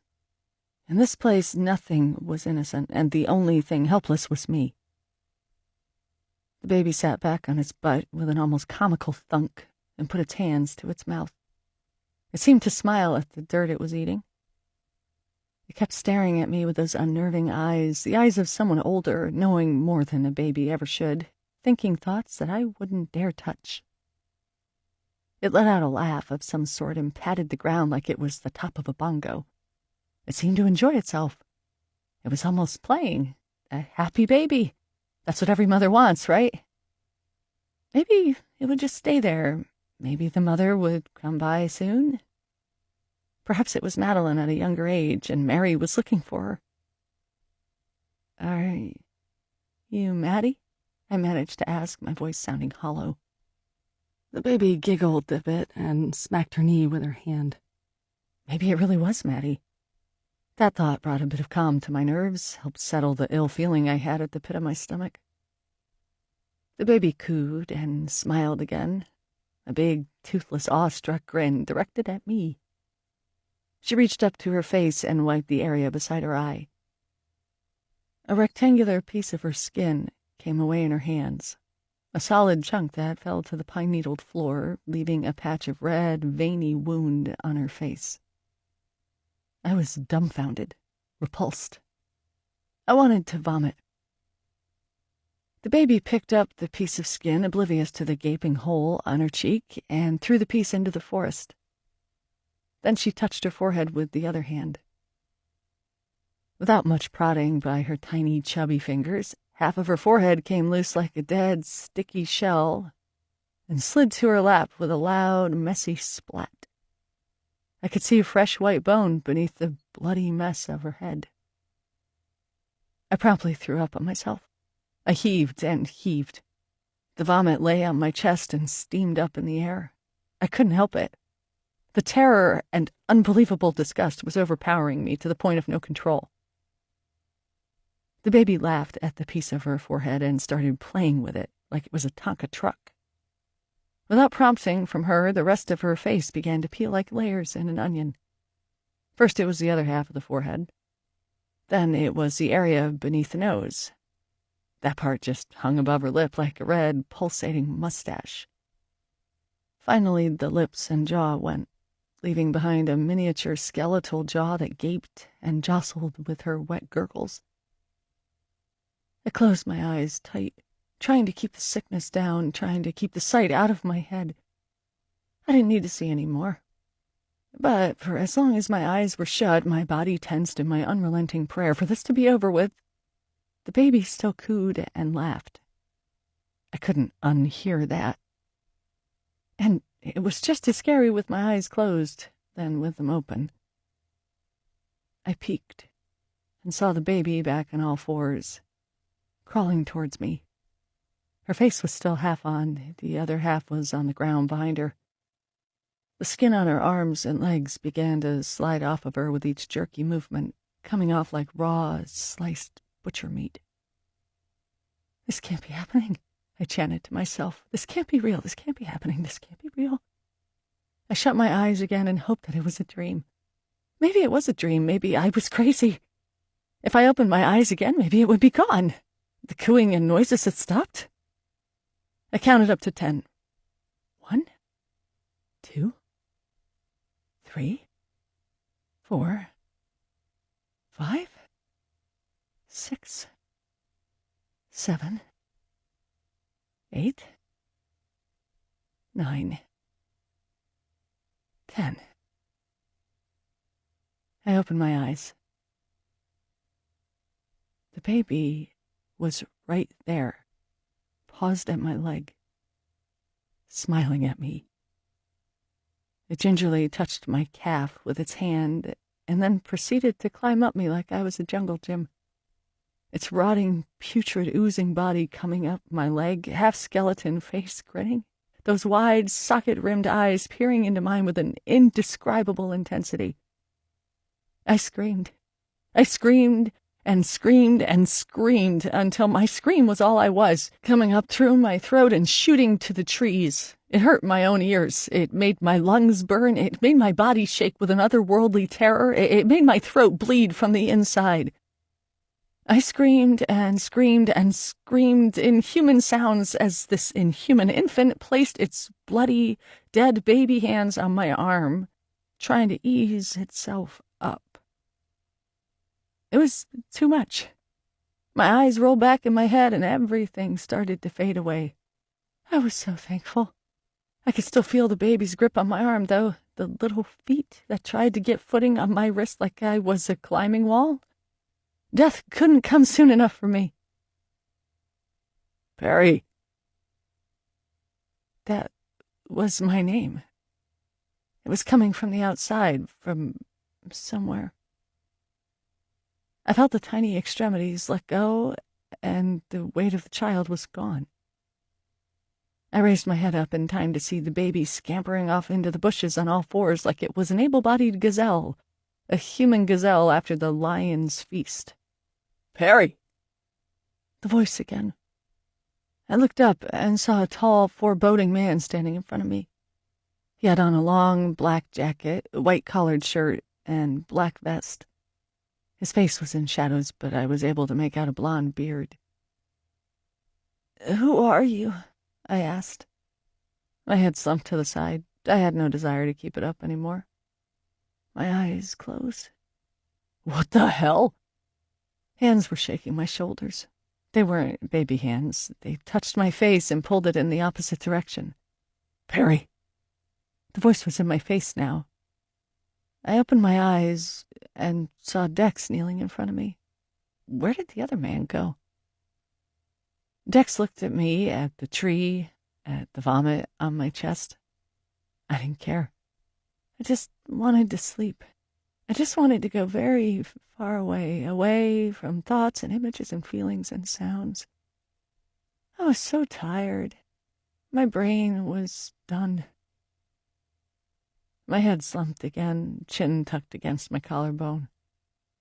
Dex muttered some things I didn't understand and began untying my hands from behind my back. Once he was done, he lifted me up and, with a groan, hoisted me over his shoulder. He was talking excitedly about something. Maybe it was more worry than excitement, panic. It didn't matter. I didn't hear it. I went in and out of a delirious consciousness. I think I passed right out for a while, because when I came to, I was looking down at the dark floor and Dex's butt. I felt raindrops falling on my back, felt his shoulder digging into my rib cage, his arms around the back of my legs. What happened? The words came out slowly in a thick soup. Dex slowed and stopped. Can you walk? Because I can still carry you. I think so. I groaned. He gently lowered me to the ground and grabbed my arms before I fell over. My head felt like it did after a bottle of red wine, too heavy to keep up on its own. We can talk later. I just want to get us back to the campsite now, he said. He didn't sound good. I raised my head and looked at him. It was almost nightfall, but I could still make out dull shapes and shadows and shades of gray. He didn't look good either. His nose was purple and blue and twice the width as normal. And that's when it all came back to me. This morning, married, the punch, being hit in the head, being tied to the tree, the baby? Oh, God, the baby. Did you hit me on the head? I asked uneasily. He looked shocked. What? Why? Who hit you on the head? I don't know. Someone. You? He didn't know what to make of that. He looked around him. I did too. We were in the glade, the dead heart with the dead trees and the suffocating moss. How did you know where to find me? I asked, trying to cover up the suspicion. I was looking for you and heard you screaming. I narrowed my eyes at him. He ignored it. We have to get back, Perry, he said determinedly. We can't do this here now. I didn't see why being at the campsite was any different, especially since he might be the person I should be afraid of, but the creepy, creaking noises of the dead limbs and the overgrown tangles, which that could hide many deformed and rotted babies, was overkill. I nodded. He kept his hand firmly around my elbow and led me through the glade as quickly as he could. We were almost out of it, where the moss gave way to clean bark and the ferns turned into sprightly, varied salal bushes, when a hissing sound penetrated our eardrums. The family of raccoons appeared suddenly. They headed down the path towards us, their figures dark, ominous lumps against the impending dusk. We both stopped, statues in our tracks. The raccoons kept hissing and kept creeping forward. Though neither of us had a flashlight, their eyes glowed in the dark like luminescent ping-pong balls. I started to calculate how much space was between us and whether we could make a run for it around them when the two biggest raccoons lunged at Dex in a rabid manner, one leaping for his thigh, the other for his chest and face. We both screamed in unison. Dex fell backward from the weight and shock. I could barely see it, but from his cries and their slobbering, violent growls and the sounds of clothes tearing and liquids being expulsed, I knew their intent was to eat him alive. I looked at the other raccoons. They were eyeing me, the glow in my direction. I had a second to react. I turned to the right and made a grab for the nearest tree. I yanked and pulled and twisted the biggest, most accessible branch, all while Dex was screaming and writhing on the ground, trying to fend them off. I pulled until the bark cut my hands and until it gave way with a satisfying snap. I brought it in front of me just in time to see two raccoons making a frantic scramble for me. I whacked it across both of their heads, sending them flying a few feet, landing with a thunk like furry, ravaged golf balls. I bellowed something like a battle cry and ran towards Dex, holding the branch high above my head like some demented warrior, and brought it down on the crazy beasts. They yelped in pain, as did Dex, since I was hitting him too, but they didn't let go. The sound of their teeth furiously making a meal out of his clothing, or him, caused the sickest, deepest panic within my heart. I stepped back and took a proper swing, as I had before, like a golf club. Just another day on the driving range. It cracked against the jaw of the raccoon on Dex's leg, and within seconds I brought it across the body of the one on his chest. I might have been yelling the whole time. I wasn't sure. It was pure instinct. The raccoons were still alive. I hadn't killed them. I'm sure I would have cared in some other life, but right now it didn't mean anything to me. They were just as good as dead. But they did stagger off into the forest, all of them disappearing as fast as they had appeared. I threw the branch to the ground and stood over Dex triumphantly, my chest heaving. He stirred, a good sign, and looked up at me. "Can you make it?" I asked, holding out my hand for him. He nodded and cried out as he took my hand, and I pulled him up. I still felt oddly detached from him, but I was glad to see he was still alive, obviously, or I wouldn't have gone so literally to bat for him. We hobbled back together to the campsite, one mentally and one physically crippled camper coming right up. Things back at camp weren't any better. The wind was gusting more than ever, the kind that knocked over our coffee cups and made the picnic table creak uneasily. The sound of the surf was monstrously loud, and within seconds of our arrival, the tarp above the picnic table came loose and was whipped away into the forest, crashing against the trees. We made a dive for the tent. I ushered Dex inside, snapped up the lantern that was knocked over by the door, and quickly went around to all the tent pegs, pushing them deeper into the ground with my boot. I hoped the tent would hold. I could almost see it wriggling out of the ground, desperate to come free. I picked up the heaviest pebbles I could find and started piling them on the top of the pegs for safe measure. The wind came at my back like a battering ram. I had done what I could. I removed my peep-stained jacket and threw it on the picnic table, hoping that any future rain would clean it. It took 5 seconds before the wind picked it up and tossed it away. I leaped into the tent before the wind could take me too, zipping it up behind me. I put the lantern on the ground and looked over at Dex. He was sitting on top of the sleeping bag, shirt off and pant leg rolled up to expose the fresh wounds. The first aid kit was out and he was fumbling with it awkwardly. "Hold on, let me," I said, scooching over as the wind rattled the tent walls furiously. The noise was deafening. I told him to lie down and try to relax. I looked down at the chest wound. It was on his left pec, a nasty-looking slash that bled profusely. I looked away and focused on the shaking blue tent side. I took a deep breath and pushed down the waves of nausea that were still hovering around the surface of my stomach. I had dealt with a peeling leper baby, even though I dealt with it by passing out. I had to deal with this. Dex was shivering, either due to shock or from being shirtless in the icy wind that managed to trail inside through the tent's pores. I had to act quickly. I poured out a whole bunch of antiseptic onto a clean cloth and pressed it against his chest. He winced from the sting. "Easy there, kiddo," he said through gritted teeth, his eyes closed, head back. "Tables turned, huh?" I said. He had to do something very similar to me in Red Fox. Now it was my turn to play nurse. Maybe we should avoid all animals from now on. "Agreed," he whimpered as I dabbed the wound clean. I applied some sticky yellow iodine and clean gauze and pad, securing it with a medical bandage. "Do you have any clean shirts?" I asked. He nodded, still in pain. "One in my pack. It's red." I went over and found it and slipped it over his head, careful not to touch the wound. He sat up and looked down at his leg. "What are the symptoms of rabies?" he asked in a dull voice. "It would be hard to tell with you." I joked quietly and got to work on his leg.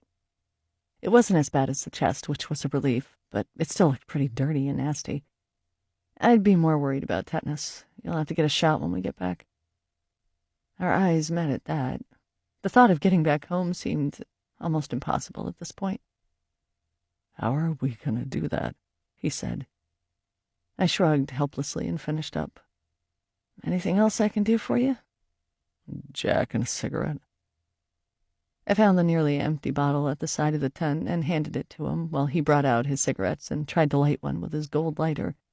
His fingers were shaking too much to catch a spark, so I took the lighter from him. I flicked it on and leaned over to light the cigarette that dangled from his twitching lips. He kept his eyes on me while he sucked back and blew the smoke off to the side of him. Normally I would have objected to him smoking inside the tent, but seeing the state he was in, I didn't care. I was finding it hard to care about anything, really. I took a sip of Jack myself, enjoying the heat it produced in my throat, and lay down on the sleeping bag, staring up at the ceiling. After he had a few drags, and my view was starting to cloud over with smoke, he cleared his throat and began tapping his fingers nervously. "What is it?" I asked sleepily. "I don't know where to begin," he answered. It was all gonna come out. I knew it. I didn't have the strength to keep things from him anymore. I didn't even know if I could trust him, but it wouldn't make a difference. I knew he already thought I was nuts. I had nothing to lose. "We need to get out of here," he said, skirting the issue. That's an understatement. "I tried to use my phone while you were gone. I think a text to Zach went through." I perked up and rolled my head over to look up at him. "And?" "I didn't hear back. Now the phone is dead. The charger is on the boat." Of course. "So, back to the plan," I muttered, "which is nothing." "I would have made a swim for it, but you kind of went missing." "Oh, so it's my fault." "Jesus, Perry." He swore bitterly, flicking ash across the tent. He glared at me. "What is happening to you?" "You tell me. Why was I tied up to a tree?" "I don't know. You tell me." "Well, I don't fucking know. I told you that. I got hit on the back of the head. I don't know who did it. They hit me and tied me up to the tree. I thought it was you." His shoulders slumped slightly and his eyes fell, looking soft in the flickering light of the lantern. "Why would you think I would do that? How could you think that? You know, I'd never hurt you in a million years." His voice wavered a bit. "Just mentally," I mumbled. "What?" "Never mind. So, you didn't club me on the head?" "No, I fucking did not." He shook his head to himself, looking pained and confused. His hand started to shake again, the dull glow of the cigarette tip buzzing like a spastic star. He closed his eyes. After a moment of silence, he opened them and looked at me. "I know you hate me now, after last night. Maybe you hate me for a lot of other reasons. That's okay. You can hate me all you want. But I don't hate you. I care about you. I'm on your side. We're in this together now. I need you. I beg you, please, be honest with me. Please just tell me what's been happening to you. You've been seeing ghosts. I know you have. You're hiding it from me. Please, Perry, just tell me."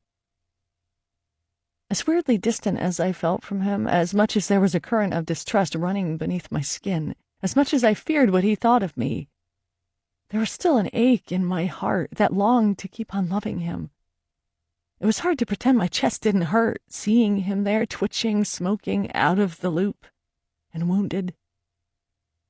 And so I told him everything, starting from seeing Mary running through the woods all the way up to when he found me tied up to the tree. He didn't say anything the entire time and was watching me so intently that his hand started to shake again. "That's the truth," I finished, out of breath from talking so much. It actually felt good to get it all out, even though I didn't know what he thought or what he was going to do with it. "And now you really think I'm crazy." "You're not," he said quickly. "You didn't tie yourself up to a tree. I didn't do it. Someone else did it." "Random people on the island?" "Maybe. Doesn't matter." "Why do you have such a hard time believing they are ghosts? After all you've seen, Dex, why is this so hard for you? You're a damn ghost hunter." He laughed bitterly. "We may hunt them, but I haven't found them yet. Only you have." "Then take my word for it." "I am, but I still think there is a more rational explanation." "There are no rational explanations. You won't find them here. Nothing about what has happened to us is rational." "That's because you aren't rational." "What?" Once again, I was utterly flabbergasted by his choice of words and the sneakiness of his attacks on my personal character. Okay, Dex, I'm gonna ask you now what you think is going on. Tell me. I'd love to know what your mighty opinion is. It'll just make you mad, he said, putting the cigarette out on the carton, burning a hole through it. He took out another cigarette, lifted it up to his lips. I tried to formulate what I was going to say without blowing a gasket. Clunk. A solid whacking sound from outside the tent. We eyed each other suspiciously. What is... I started. Clunk, clunk, clunk. I grabbed the lantern. Dex scooped up the Super 8 and a flashlight. I looked at the camera with disdain as I undid the tent. Are you seriously still bothering to film this now? He looked at me as if I had two heads. Yeah, I am. Missed an opportunity last night. Ouch. I pretended I didn't hear that and climbed out of the tent and into the face of a minor hurricane. The sound was still audible despite the howling, whistling wind and groaning forest. The clunks continued sporadically coming from the beach area. Out here it was a loud, hollow sound like someone knocking slowly on a heavy wood door. I raised the lantern in the direction of the beach, the wind pushing into my chest and flinging my hair wildly around my face. It was too dark to see. The light didn't reach that far. Dex walked past me, the camera rolling, the flashlight lighting his way. I had no choice but to follow. We walked down the path and onto the beach. His flashlight searched the waves, an eerie beacon against the darkness. The waves were so large and angry that they would have been a crazy surfer's dream had they not crashed unevenly against each other and wiped out on the shore. "What is that?" I heard Dex yell above the noise. I came down beside him and looked in the direction of his light. It was focused on the rocky outcrop. There was something dark bumping up against the rocks, pushed into them by each incoming swell, producing the clunking noise. I squinted, trying to recognize the shape, but couldn't quite make it out. A scraping noise to the right of us. Dex whipped the flashlight in the direction just in time to illuminate a heavy block of wood that had been dumped on the shore by the waves, the scraping sound coming from the pebbles as they raked against the bottom. We walked towards the object, slowly, uneasily. It was at least 7 feet long, solid wood, maybe a few feet high. It was a coffin washed up on shore. Another scraping sound from in front of us. Dex brought the light over, the beam shaking in his hands. Another coffin plowed forward onto the beach, the stones spraying out towards us as the edge of the coffin caught the ground. He brought his flashlight over the rest of the waves. I raised my lantern. There were coffins everywhere we looked. At least 8, maybe 10 coffins riding the waves, coming in towards us like the Grim Reaper's surfboard. Dex aimed the camera around frantically, not knowing where to focus his shot until a flicking sound was heard. He lowered the camera. Film had run out, but the coffins kept coming. He turned around and looked at me. There were no words to describe what we were seeing, but as scared as I was that one of the coffins may start to slowly creak open and a waterlogged body might rise from the grave, it was a relief to know that Dex was seeing this too. He walked over to me and grabbed my hand. I was still annoyed, but it wasn't worth it anymore. Not with coffins that came crashing to shore. "What do we do?" I whispered. He shined the light on the nearest coffin, the dark, wet wood gleaming under the light. "We open them," he said, wild-eyed. He let go of my hand and walked toward it. I was too terrified to move. I don't know why I asked. Of course Dex thought opening the freaking coffins was the best course of action. He tried to push the lid off the first coffin. With his hands placed down, his body straining, legs out, trying to move the object against the weak lantern glow, it was almost a comical sight, like an exaggerated cartoon. He managed to dislodge it after a couple of well-placed kicks to the edge. The lid splintered in two and went clattering off onto the pebbles. He paused after noticing what he'd done. We made eye contact. And then he peered over the edge into the coffin. My breath froze in my throat, pure anticipation.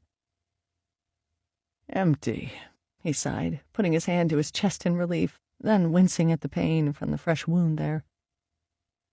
I took a step forward and held out my hand. I didn't want to spend the evening turning over all the lids on every coffin that came ashore during the night. He glanced at it, then faced the storming surf and the rest of the floating graves that were making their way toward us. I know he wanted more than anything to go back to the tent and get more film and record the rest of the night away. The filmmaker index was never too far. But I couldn't handle it. We were done with this. It was time to put it to bed. He looked back at my hand, saw my face, and relented. He reached out, and I grasped his cold and clammy hand and pulled it along with me as we turned our backs to the coffins. We went to bed cold, wet, and miserable, to the faint clunks and scrapes as the wayward coffins were delivered overnight by some unseen and menacing force. Chapter 17. Happy birthday, kiddo. My eyes fluttered open.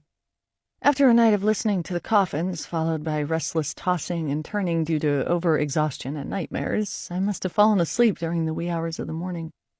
Now that it was brighter in the tent and Dex was gently shaking me awake, I wanted nothing more than to keep on sleeping.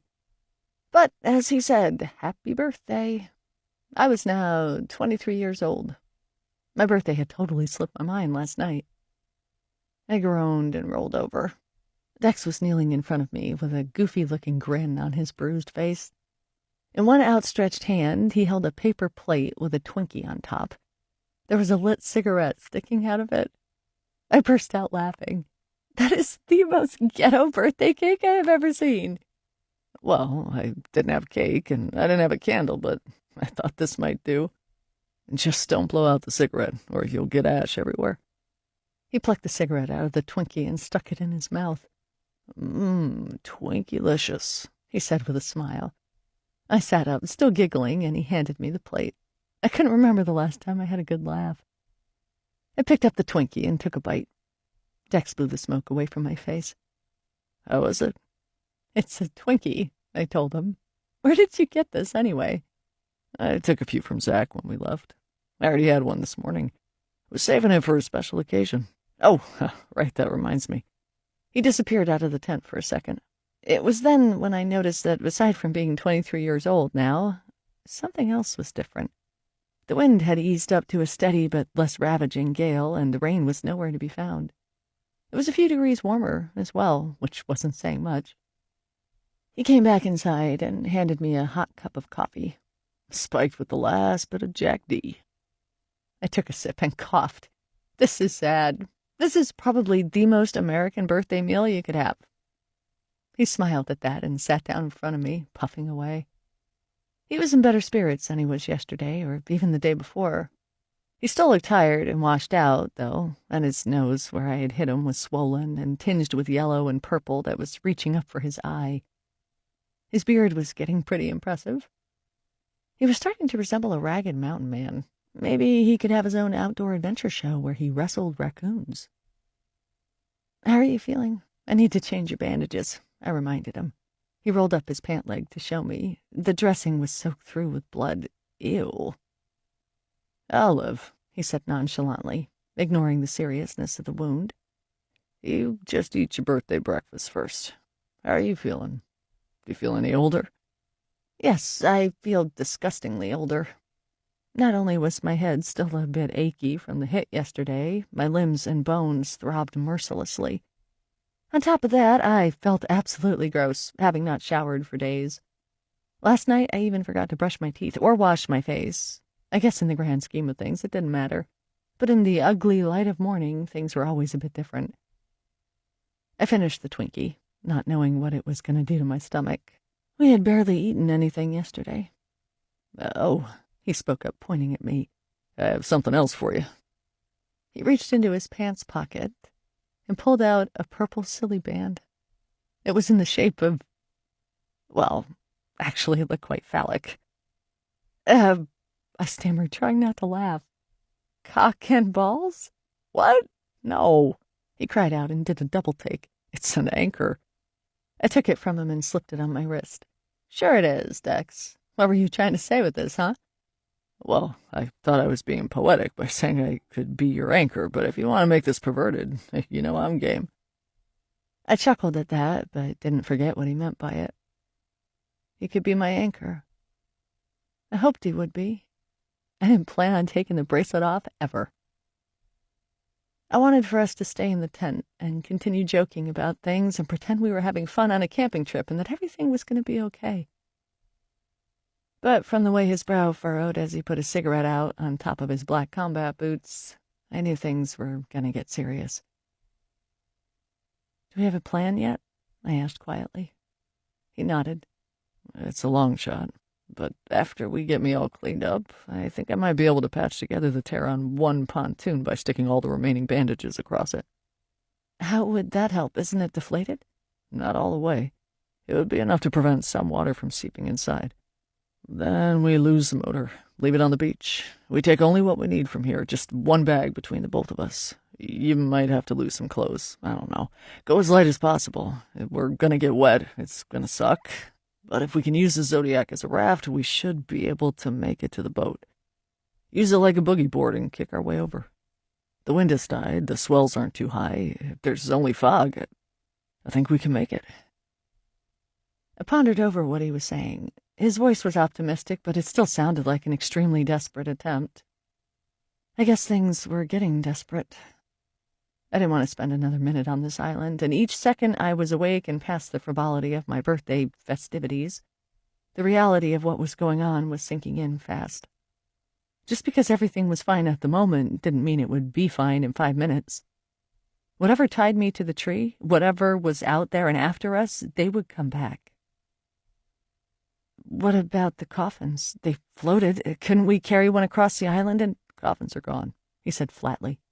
"What?" "Go and see for yourself." He nodded at the tent flap. "There isn't a trace of them. Vanished like we never saw them last night."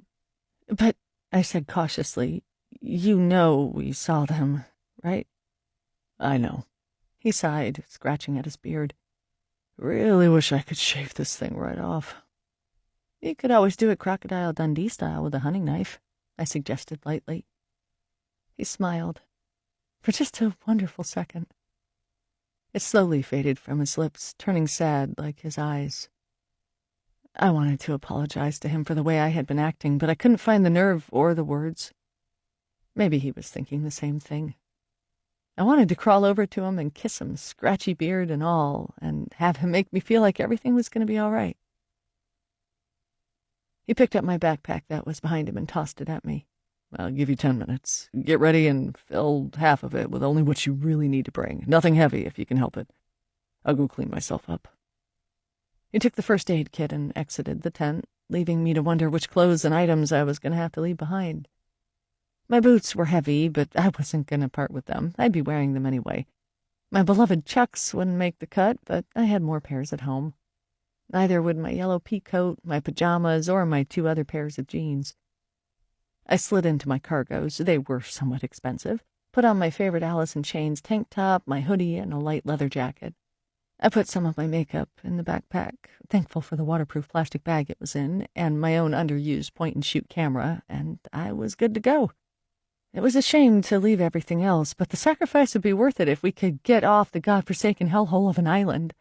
Hell, Dex would have to leave his tent and camping equipment, and that wasn't exactly cheap.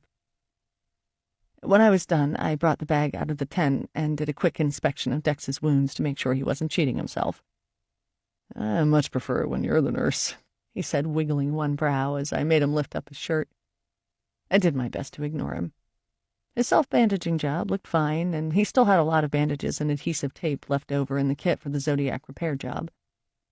I quickly brushed my teeth and combed back my greasy, dirty hair into a tight bun and was good to go.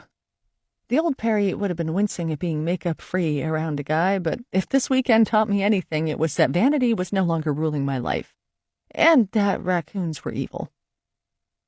Dex filled the remainder of the backpack with the library books, don't want Zach to deal with overdue fines, and the Super 8. I observed the campsite to make sure we weren't missing anything. He was right about the coffins being gone without a trace. The curve of the beach looked unblemished, except for a few new pieces of driftwood and washed-up clumps of kelp. The fog looked like it had settled in even closer, like it was giving the island a frothy hug. But the color was light and airy, and the wind was down to manageable gusts. It really was the perfect window to try and leave through. We might not have another chance. "Ready to go?" he called out from behind me as I stared at the beach. I turned and nodded. I had a funny feeling it wasn't going to work out quite as he hoped. It's almost as if we couldn't say goodbye to this place, despite how desperately we wanted to. We walked as quickly as possible across the island. Despite the change in weather, the forest looked extra foreboding. The dead branches reached into the sky like skeleton arms, the shadows seemed to quiver out of the corner of my eye, and the moss looked less like vegetation and more like the green guts from an impaled monster. The last few days of rain had done a number on the ground, turning the trail into an obstacle course of limbs and mud that sucked at our feet. It got worse as we approached the glade. At one point, my foot went through the ground and the mud sucked me in all the way to my knee. Well, there went my expensive pants. "Dex!" I cried out. I put my hands on the firmest part of the mud and tried to push myself off. "Little help?" He stopped and came over, trying to pick up my hands while not getting stuck himself. He pulled at me, but it only made my arms feel like they were going to pop out of the socket. "Ow!" I whimpered. He bent over, wrapped his arms around my leg, and started to pull me up that way. If I wasn't starting to feel panicky, I probably would have laughed at the way we looked. He grunted, and with a powerful tug, my leg came free with a huge suction sound. I almost fell face first into the mud, but his arm shot out and brought me upright. "I gotcha," he said. We looked down at my muddy leg with interest. I could feel the cold sludge seeping down into my socks. Ugh. It was an uncomfortable, uneasy walk the rest of the way. Adding to the discomfort of mud squishing between my toes was the horrible feeling that the Mary Contrary might not even be there. If it was somehow still afloat after yesterday's storm, that would be a miracle indeed. I watched Dex's face as we got close to the coast. Between nervous chewing and the intensity of his pupils, he was probably thinking it too. If the boat was gone, we were pretty much dead. I pushed the thought out of my head and told myself I would deal with it when I had to deal with it. It kept the terror in check. As soon as we reached the coastal path, Dex sprinted forward a few steps to the tree line and peeked through the branches. "Hallelujah!" he yelled. I ran up and joined him. He put his hand on my back as I leaned over and peered through the spaces in the trees. The boat was there. It was a miracle. We went back on the path and hurried along until we were on the beach and sprinting towards the Zodiac joyously. The Zodiac looked the same as we had left it, no further damage done, and though it seemed that the Mary Contrary's anchor was no longer working and the boat was wriggling back and forth with the waves, the rope's tether to the shore was still intact. We looked at each other, both shining, jubilant smiles. "I think we can do this," Dex exclaimed. "Me too. And I meant it. Maybe it was possible to say goodbye to this nightmare after all." "We're going to make it after all, kiddo," he said as he reached forward and tipped up my chin. His fingers felt warm. I thought maybe he was going to say something else, but we just stared at each other for a few beats, all smiles and unsaid words. "Okay, I'll get started on the Zodiac," he said, letting go of my chin and kneeling down to snap open the first aid kit. "Can you go check on the rope, making sure it's not about to give? If you can tighten it or do another loop around the tree, then do it. We don't want it floating away while we're making a go for it." I told him I could, bringing my eyes up to the cliff top. It didn't seem like it would be that hard to get to, and Dex had done it with ease the other day. "You might want to wash off your leg first," he said, eyeing the mud. "You don't want to slip." That was true. Even though I didn't want my calf and boots to be soaking wet, it was better than the mud. I walked over to the water and tried to catch my muddied leg in the incoming tide. The waves on this side of the island were almost non-existent compared to the east side, which made it seem even more likely that we were going to get our asses out of there. I undid my boot and slipped it off. I reached over into the water to use it as a scooper.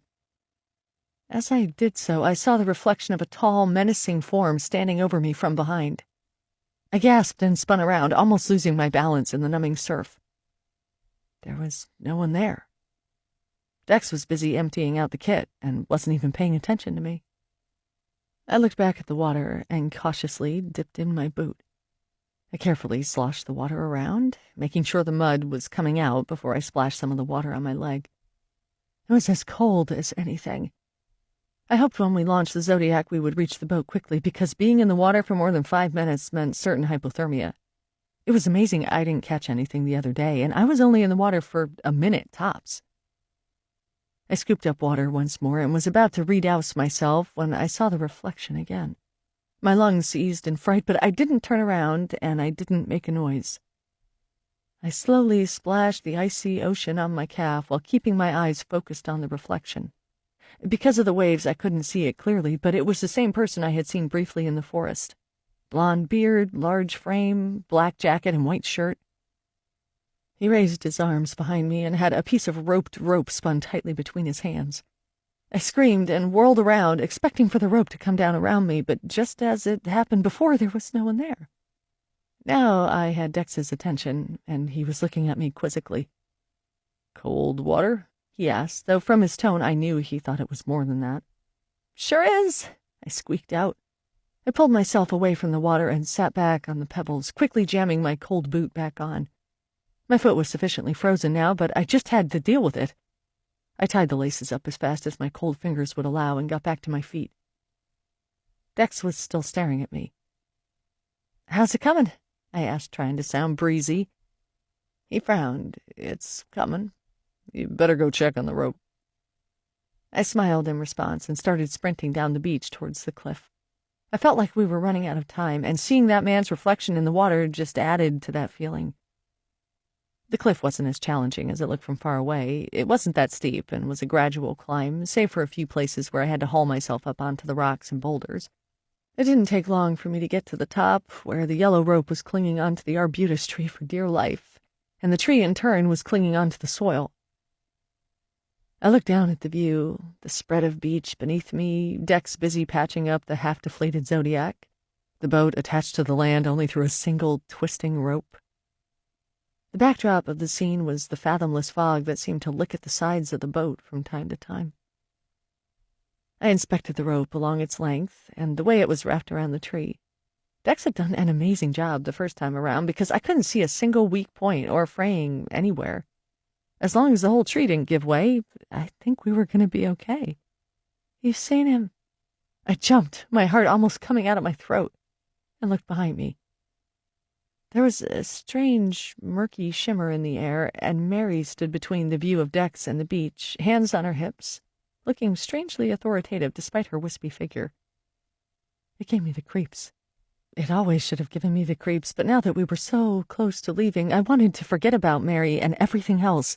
Yesterday, talking with her, the whole thing seemed like some weird sort of trance I was sucked into, just like my leg was inhaled by the mud. Now I felt more in control, mentally, and ready to move on. I didn't want to lose that again. So I didn't say anything to her. I just went back to looking at the rope, hoping that by ignoring her she would disappear. She didn't. She took a step closer. "You're not going anywhere, Perry?" Just hearing her say my name was chilling, maybe even threatening. It didn't really sound like a threat, but I had to look at her to make sure. Her one visible eye through the glasses seemed innocent enough. "Dex and I are leaving soon," I told her, "as soon as he is done patching up the Zodiac." "That's what you think," said Mary. "That's what I know," I replied on the defensive, feeling anger rising through me. "You're starting to see John now. Soon your Dex will, too." "The tall guy with the blonde beard?" "Yes, that is John.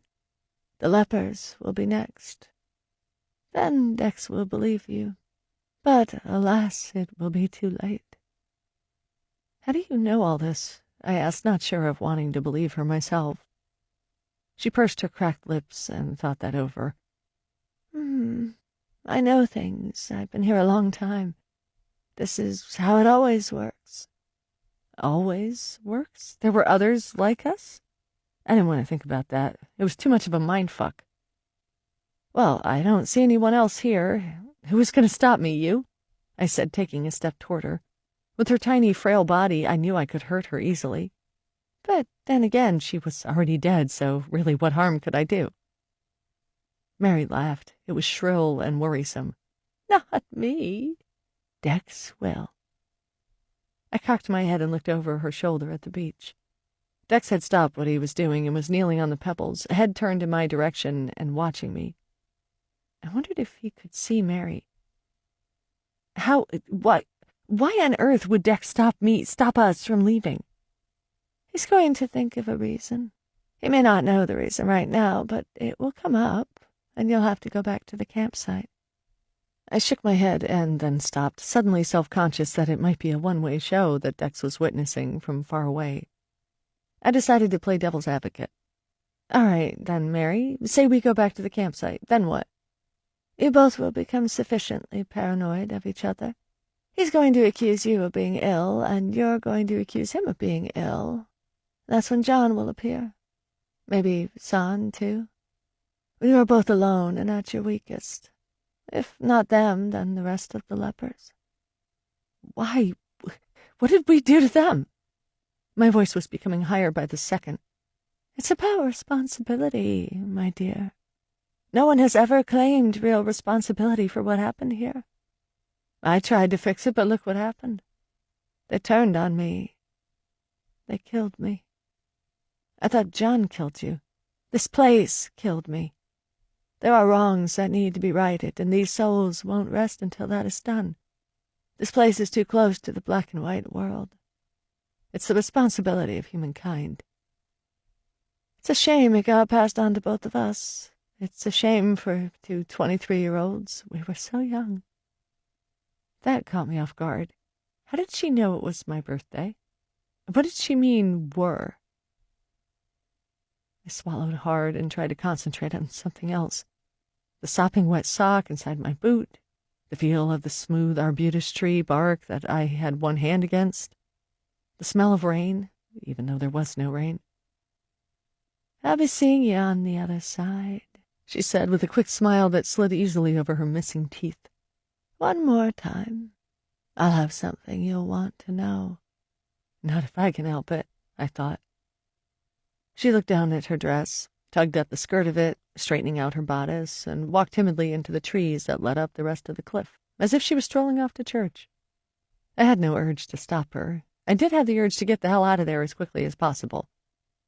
With Dex still watching me, seriously, okay, I'm talking to myself. Get over it and get back to work. I scrambled down the cliff as quickly and carefully as I could. As soon as my feet hit the stones on the beach, I was off and running toward Dex at full speed. "How's it coming? Let's go now, shall we?"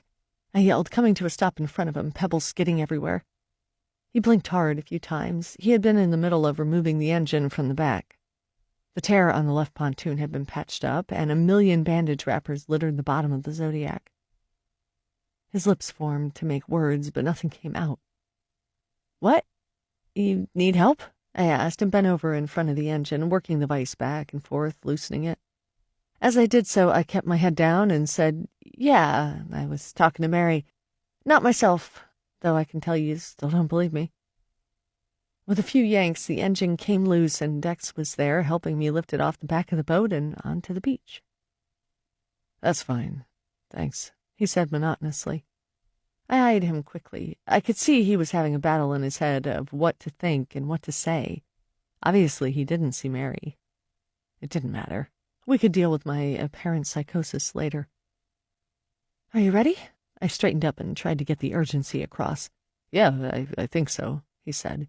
He lightly kicked the left pontoon. "Are you ready?" "Fuck yes. Let's get the hell out of here." Dex gave me a quick but noticeably wary smile. "I'll pull from the front if you push from the end." I moved into position behind the Zodiac, my hand placed firmly on where the engine used to be. He picked up the backpack and put it on his shoulder. "Are you sure the Super 8 will stay dry in there?" I asked. I wasn't sure if he had a special bag around it, or if he was going to wear the backpack on his head so it didn't get wet. "It should be okay, as long as the pontoon holds out," he said as he started to pull the front of the boat along. It moved awkwardly, like we were dragging a dead body. "The only thing I'm worried about is the film, if—" He trailed off and stopped pulling. He let go of the boat's front. His face was awash with panic. For a second, I thought he saw something in the trees behind me, but after a quick look, that wasn't it. "What's wrong?" I asked slowly. A sickly feeling started to creep through my veins. "We have to go back." My eyes widened. No, this wasn't happening. "We are not going anywhere," I said, half inhaling my words. He looked terrified, to say the least, but he stood his ground. "No, we have to go back, Perry." "We have to go back? What the fuck? This isn't an episode of Lost, Dex. The film. I left the film cartridges in my other bag. I changed them over this morning. Without that film, we don't have a show. I let go of the Zodiac and stood up, shocked, enraged. Screw the show. Sorry, kiddo, he said, coming around the boat and heading off toward the trees, toward the rest of the island and all the horrors I knew were hiding there. I couldn't believe it. I really couldn't. It really was a nightmare I couldn't wake up from. I had to do something. This time, instead of thinking about doing it, I did pick up a rock. I flung it at him. It hit him square in the back. Ow! He cried out and spun around like a cornered animal. What the? Did you just throw a fucking rock at me? I had to. Please forget the film. We have to leave now. We have to leave right now. My voice was reaching epic dog whistle proportions. You stay here, he said angrily, feeling for his back where I had hit him. Please, just stay here and stay out of my way. I'll be back. I shook my head violently and ran after him. He started running, too, to get away from me, but I grabbed his arm roughly and pulled on him hard. I hoped he could see the pure panic in my eyes. Mary said this would happen. Mary said... I stammered. Now you're just babbling, he admonished me, trying to swat away my arm like I was some sort of fly or pest. I pulled on him harder. Please, Dex, please don't do this. We have to forget it. We have to leave now, right now, right now, right now. I started screaming it. His eyes went wide, unsure of what to do with me, but he quickly composed himself and put my face in his hands. He looked deep in my eyes. I'll be right back. You can't stop me. We need that film. We are fucked without it. Without it, this whole thing would be for nothing. It didn't matter to me. Nothing else mattered except getting off the island alive. Oh, if only he had seen Mary, seen what I had seen, then he'd know. I started crying. It was really the only thing I could do. He took his hands off and rolled his eyes. Not gonna work. Now, please let go, or I'm dragging you along with me. He threatened, the niceness gone from his eyes. He wasn't gonna let up. I began to think about all the things I could do to get him to stay. I could pick up the nearest heavy rock and hit him over the head with it, but then what? I couldn't paddle both of us to the boat. Are you shitting me? Are you seriously thinking about bashing me over the head? He asked incredulously. He had followed my eyeline to a barnacle-covered stone that was just large enough to do the job. I bit my lip. Unbelievable, he spat out. You need to get a fucking hold of yourself. And at that he flung his arms out of my hands with whip-like ferocity. Now you can come with me or stay here. Your choice. But those are your only two choices. He adjusted the backpack angrily, then turned on his heel and marched off into the woods. I looked at the Zodiac and Mary Contrary and prayed both of them would be there when we returned. If we returned. Chapter 18. To Dex's credit, he did know that we were pushing our luck by going back for the goddamn film cartridges. Considering the wound on his leg, we jogged all the way back to the campsite, not even stopping once to catch our breath. This time we were aware of the mud pits, too, so we were able to sidestep them without getting bogged down. All the running left my chest wheezing painfully and my stomach doing tipsy-turvy things with the Twinkie. By the time we saw the stupid campsite, one more time I had to head off to use the outhouse. I did not want to. I did not want to leave Dex's side. But some things can't be ignored, and this was one of them. I'm going to use the bathroom, I told him as we came to the junction near the campsites. Seriously? Yeah, seriously. Can you come get me after you find the film? Sure, he agreed, giving me an uneasy look. Maybe he was afraid I was going to sneak around and club him over the head. He headed off to the tent, and I ran as quickly as I could over to the outhouse. My stomach often gave me trouble. I figured it would happen at a time like this. On the way over, as I passed across the mossy, rocky outcrop that the outhouse stood on, I noticed a charred ring around some logs. I saw it before, but it never clicked. It had been a campfire at one point. It got me thinking, maybe if we took all the toilet paper out of the outhouse and stuffed it under the logs, turning it over so we got the dry side, and lit it, we could create a signal fire. That might cause some attention.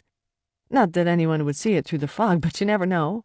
Dark, thick smoke might stand out against the gauzy fog, and a nearby ship that plowed the international shipping lanes that were only 2 miles offshore, or a low-flying seaplane might see it and investigate. I sat down on the outhouse hole and looked at the stack of toilet paper beside it. There were enough rolls to do some sort of damage. It sounded pretty naive, I know. But in case things didn't work out, if we could light it, and then maybe the flare as well, there was at least a chance of rescue. After I was done in the bathroom and felt 1,000,000 times better, well, my insides did, I stepped out, my arms full of the toilet paper rolls. I began lifting up the pieces of burnt firewood and sticking the rolls in at various angles. The only problem was with how damp the logs were. Then I remembered the fire pits they had up by the other campsites that were further inland. There was coal and stuff like that, I thought, anyway. I got excited and started off for them. I ran to our campsite first and saw Dex sorting frantically through the bags he had laid out on the picnic table. "Did you find the damn thing?" I asked. He glared at me and kept looking. "Anyway," I continued, "I have an idea. I'm gonna light a signal fire, just in case. There's some coal or kindling up at the other campsite. Can I have your lighter?" He didn't say anything. I expected him to applaud me for my idea, but maybe he was still mad that I threw that rock at him. He did reach into his front pocket and pulled out his gold lighter. He thrust it into my hand and went back to searching. I gave him a weird look and took off for the campsite, my boots still squishing with each step. I wanted to do this as fast as I could, as each second away from Dex was an invitation to disaster. I went straight to the fire pit, barbecue, and the grassy campsite and pried the metal grill away from it. I dipped my hands into the coal, but most of it was either wet or pure ash. I couldn't use any of it. Shit, I swore out loud. Now what? Some great idea. I felt sickly defeated. My shoulders slumped automatically, and I turned around, ready to make my way back to Dex. Then I remembered where I had seen kindling before. There had been stacks of cut orchard trees by Mary's rose garden. Some of them were even underneath the stone bench she had been sitting on, which meant they had to be at least partly dry. Still, it would mean I had to go a bit further inland to go to her garden. Her territory, which was even further away from Dex. I would have to chance it. If she always had to keep moving, there was a huge possibility that she wouldn't be there. I headed off at a trot through the wild brush, and within a couple of minutes I was running up along the graying orchard trees, all bent over like a row of forgotten old people. The wet grass brushed up against my legs, and I nearly slid a few times before I reached the roses. I moved through the grabby bushes as carefully as I could and came out the other side. She was already there. Mary was sitting on the stone bench. Her hands were clasped on her lap as if she was praying. Praying with her eyes open, staring right at me. Was she praying for me to show up? I stopped between the bushes and the bench, not wanting to go any closer to her. A quick glance to the bottom of the bench showed me that there were indeed some logs underneath. The question was, would Mary let me get them? She seemed to be on my side, but then again, I didn't know who I could trust anymore. She took her hands out of the prayer position and patted the space beside her. "I told you you'd see me again. Sit down, please." "I'm good. I'm just here to get some logs."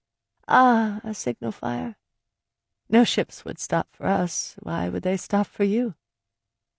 "Because it's not 1880 anymore," I pointed out. "This is a national park now. The world has moved on, Mary. People have taken responsibility." "Your friend hasn't." "For what?" I asked, throwing my hands up in the air. I refused to get dragged into another pointless, aggravating conversation with this loony ghost. I had had enough. "He won't take responsibility for being a father. I didn't take responsibility for being a mother. Nothing good can come out of that." "That's none of my business," I managed to say. "It will be. He won't let you leave. Did I not tell you?"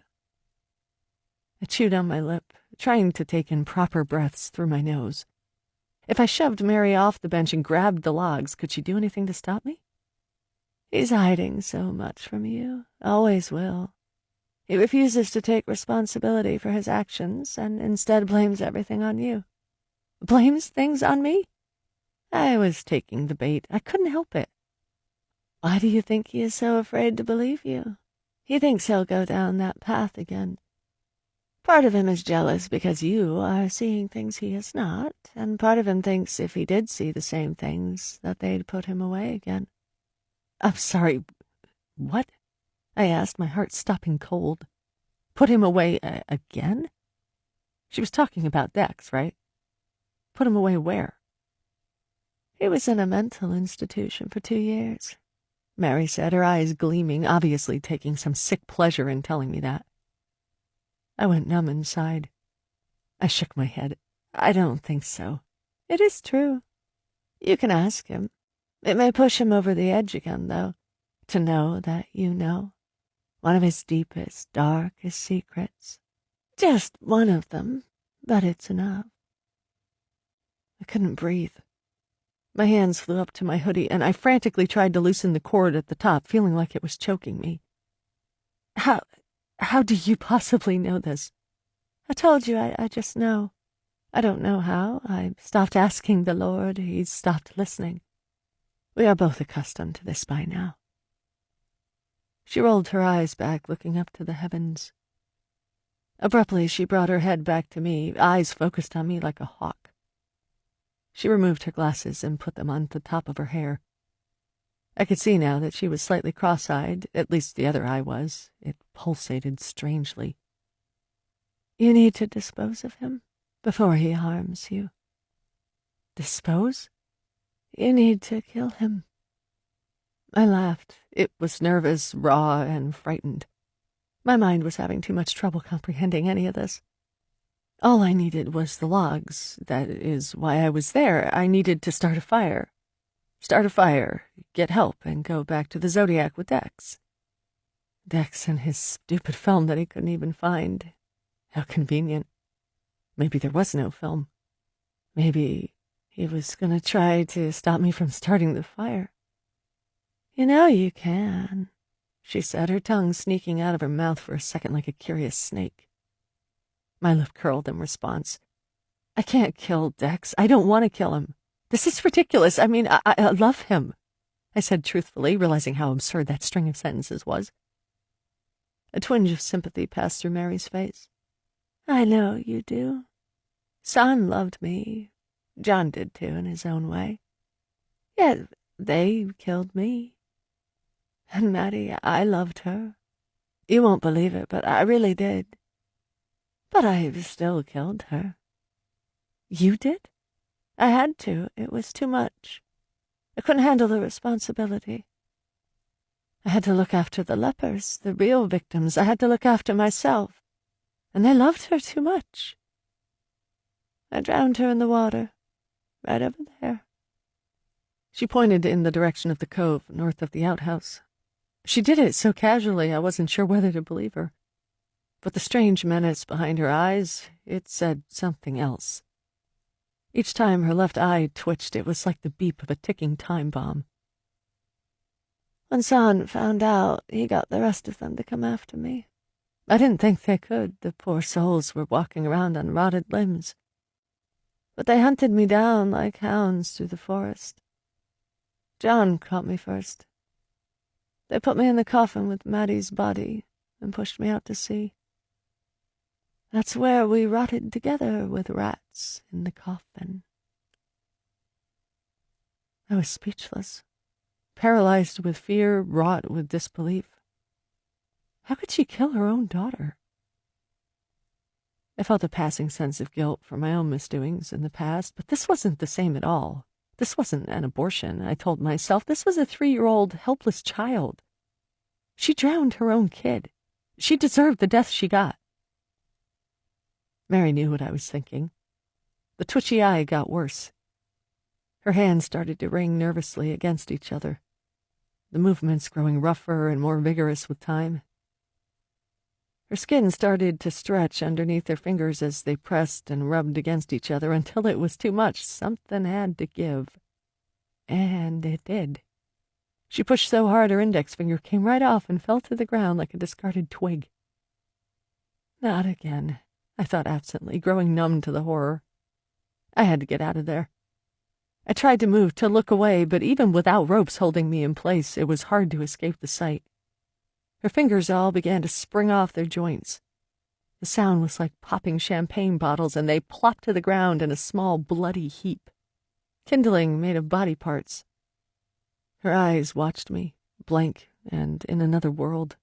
She was from another world. Her left eye began to pulse forward like something was hatching underneath the eyeball, pushing it out. With a wet, popping sound, her eyeball sprung out of the socket. It dangled by the slimy red cord. There was a movement in her skull, almost like she had fur lining her eye socket. The head of a small rat poked out of her empty eye hole. I screamed bloody murder, and despite the extreme rigidness of terror, I somehow managed to move myself. I turned on a dime and made a mad, panicking dash back through the rose bushes. I almost made it out. I was halfway through, and the branches caught me. I screamed again and fell to the ground. I turned on my back and looked back at Mary. She was still sitting on the bench, motionless, the rat emerging from the eye socket and climbing up her face. At my feet, the rose branches made a move for me. They had come alive and were trying to wrap themselves around my legs and waist. Soon I couldn't see Mary at all. They had blocked the way. I tried to turn around and get up, but it was impossible. The branches were coming in closer, shooting out from my arms like some thorny assaulter. I was stuck, feeling the hundreds of thorns enter my body from head to toe. One of the branches snaked around my left wrist and dug itself into the underside. Blood spilled. I followed the red streams as they ran down into my sleeve and dripped onto the wet grass below, spots of scarlet against the dull blades. I reached into my pocket with my one free hand and brought out the lighter I took from Dex. It was the only defense I had. I tried lighting it, but in my panic I couldn't get a grip on the turn. I was going to die here, death by a demonic rosebush. I couldn't believe it if I tried. Then my thumb caught, and the flame flew up in a flash. I held my thumb down as hard as I could and aimed the flame at the branches. The nearest branch made a go for that hand, wrapping around my wrist the same way, digging and slicing away in the same spot until it was leaking blood from there, too. The cut was above the silly band, and it began to pool against the purple edge. I took the deepest breath I could and yanked that hand over to the other. The motion slashed up my wrist even more, and I quickly was enveloped in the purest agony possible, the kind that made you throw up and see stars. But the flame was closer now to the other branch, and I was able to hold it there until the leaves began to curl and the branch began to singe and smoke. Then the branch abruptly let go, and my bloody hand was free. I switched the lighter over and proceeded to do the same to the other branch until that was burnt as well, and it let me go. I kicked and kicked with my legs, trying not to look beyond the roses at Mary, who was shimmering, and amazingly they let go as well and retreated quickly into the depths of the bushes like frightened dogs. I scampered to my feet, slipping here and there on the grass, and took off out of the bushes and away from the orchard. I don't think I've ever run so fast. I didn't look back once. Chapter 19. Dex was filming with the Super 8, spanning it across the empty campsite by the time I came staggering in. I was growing fainter with each step I took. The corners of my eyes were sprinkled by tiny spots. My legs were feeling like jelly and barely able to hold my body upright. I knew tears were streaming down my face in dirty streams, and my communication was whittled down to animalistic sobs as I tried to link my hands to hold the profuse bleeding that spewed from my wrists. Dex turned and brought the camera's focus on me. Then it fell out of his hands and clanked to his feet. His mouth dropped in abhorrence at the sight of me. "Oh, Perry," he cried out softly, bringing his hands up to his face. I stumbled up to him and crashed against his chest. He grabbed me and held me up. I was shaking like a leaf, and now he was too. I sobbed into him for a few minutes, knowing I was getting blood all over his front, unable to express a single thought or feeling except the seemingly limitless surge of dread that pushed through my every crevice. He pushed me back a bit and eyed my wrists strangely. "What did you do?" I shook my head. It wasn't me. I didn't do anything. But everything came out in sobs. He quickly sat me down on the picnic table and disappeared into the tent. He came out with a T-shirt of his and began ripping it in half and then into long strips of cloth. I continued to cry, but managed to slow my heart rate and breathing down enough so that the dots in my vision started to fade, and the possibility of fainting grew less and less. "Why did you do this?" he asked. His voice was soft, but the accusation was menacing. How could he think I did this to myself? Couldn't he see what was happening? "No," I managed to mumble out through spit.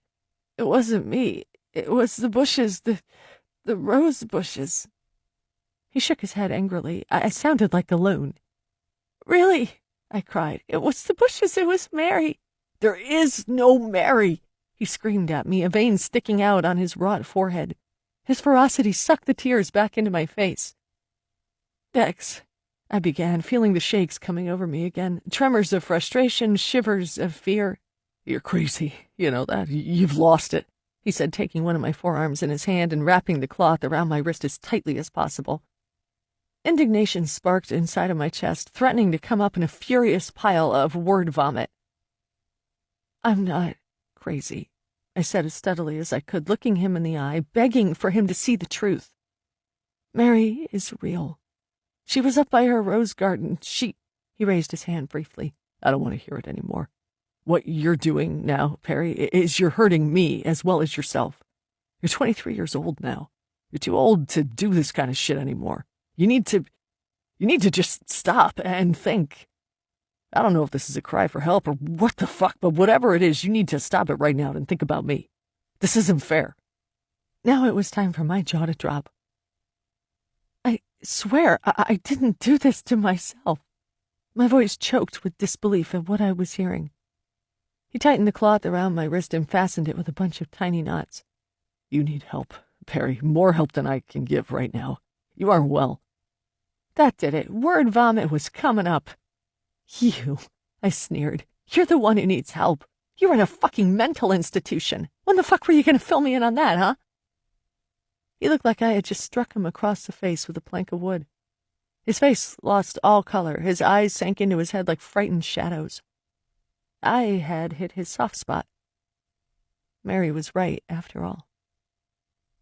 "How did you know that?" He breathed in a heavy spasm. "I'd tell you, but you just call me crazy. Funny how all this time you're the one I should be worried about, acting all high and mighty while you're the fucking nutcase." I spat the words at him, hoping they'd inflict the same damage that the roses had done to me. His jaw clenched, but he didn't say anything. I think he was speechless. Good, because I wasn't done. "Oh, poor Perry. Let's look out for her. Oh, she must have been such a pain to her parents with all these shrinks and panic attacks and teenage hijinks. Poor little Perry with her mental problems and her seeing things. Let's ignore Dax, the real problem here. Yeah, he makes light about having some fucking bipolar thing, but that's it. He takes pills here and there. It's no big deal. Sure, he might be a bit of an asshole and a fucking weirdo, but it's not like he was ever institutionalized. Oh, wait, yes he was. And now, of course, he isn't going to tell poor little Perry about it. How dare his partner think for 1 minute she might be his equal or even better than him?" I was yelling now, on my feet and in his stony face, venom flying everywhere. "What did it, huh? What made them put you away, huh? Oh, your ex-girlfriend dies in a drunk driving accident. Was that it? Was that enough? You felt like wallowing in your pain and feeling sorry for yourself? Declan Foray? So adept at being a martyr, a composer of nothing but self-pity? Or was it something else? Daddy issues, maybe? Your daddy leaves you when you're young and you think the event is so special, so tragic and unique to you. Never mind the fact that everyone has fucking family problems. And now, 32 years later, you can't get over the lack of daddy love. Or maybe it's that your mom died. Is that what did it?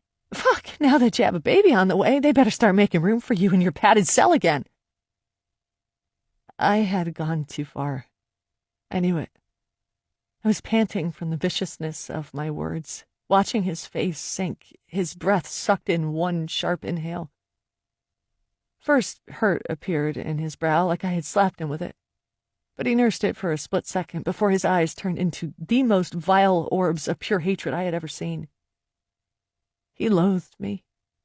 He was pure viper, and so was I. "Fuck you," he said through clenched teeth. He took the remaining cloth, rolled it up into an angry ball, and threw it far into the forest. "You can look after your fucking self. I'm done." He picked up the camera from the ground, shoved it into the backpack, and strode off into the forest. I was alone. My one wrist continued to bleed, though it was slowing down a bit.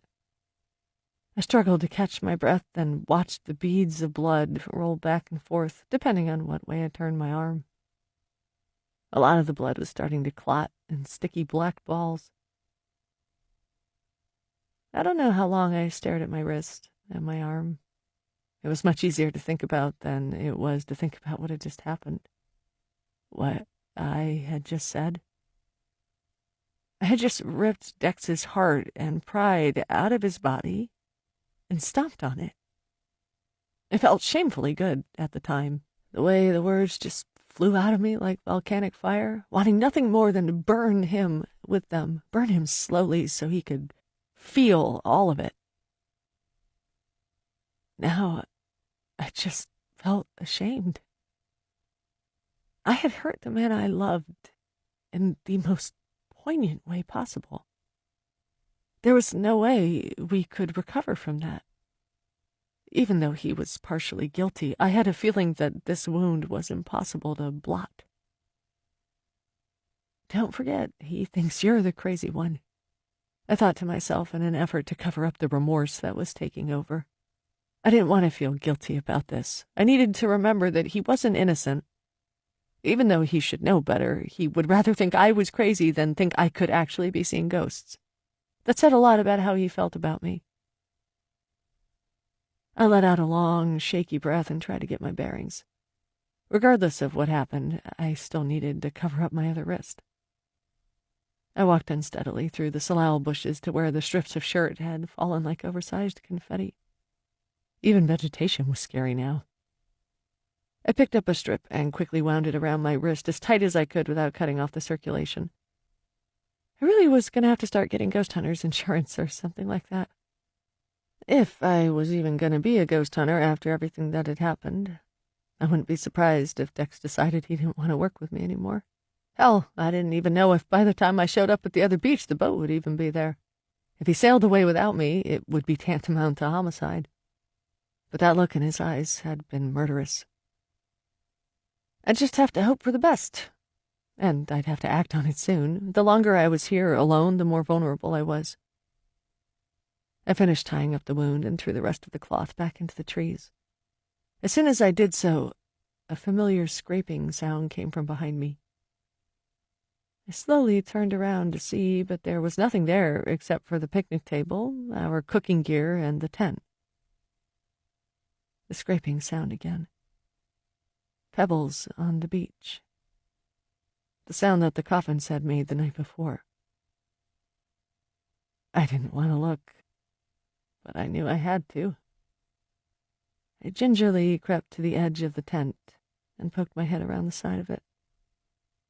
The coffins had washed up on the beach again. 8 of them, old, decaying wood crates, sitting there in the surf like dead whales. It was still terrifying, even in the daylight. They were all lined up in a row, perfectly placed, waiting for... The lids of the coffins popped off simultaneously, clattering on the stones. The Chinese lepers, with their poor bulbous faces and missing hands and feet, lurched out of the coffins and, catching sight of my head peeking out beside the tent, started heading my way in jerky, awkward movements. Just like zombies, I thought mildly. Then it sank in. Whatever the fuck they were coming for me. And considering they were walking around on stumps, some even on all fours like disfigured hounds, they were coming fast. The reality hit me like a sledgehammer. This was real. This was it. I had to run, and I had to run fast. I turned and sprinted up the path, turning into the woods. I moved my legs as fast as they would go. I didn't know if they could catch up to me, and I didn't want to waste time looking behind me, so I just kept going, leaping over logs, sprinting across dead twigs, launching myself over the mud puddles.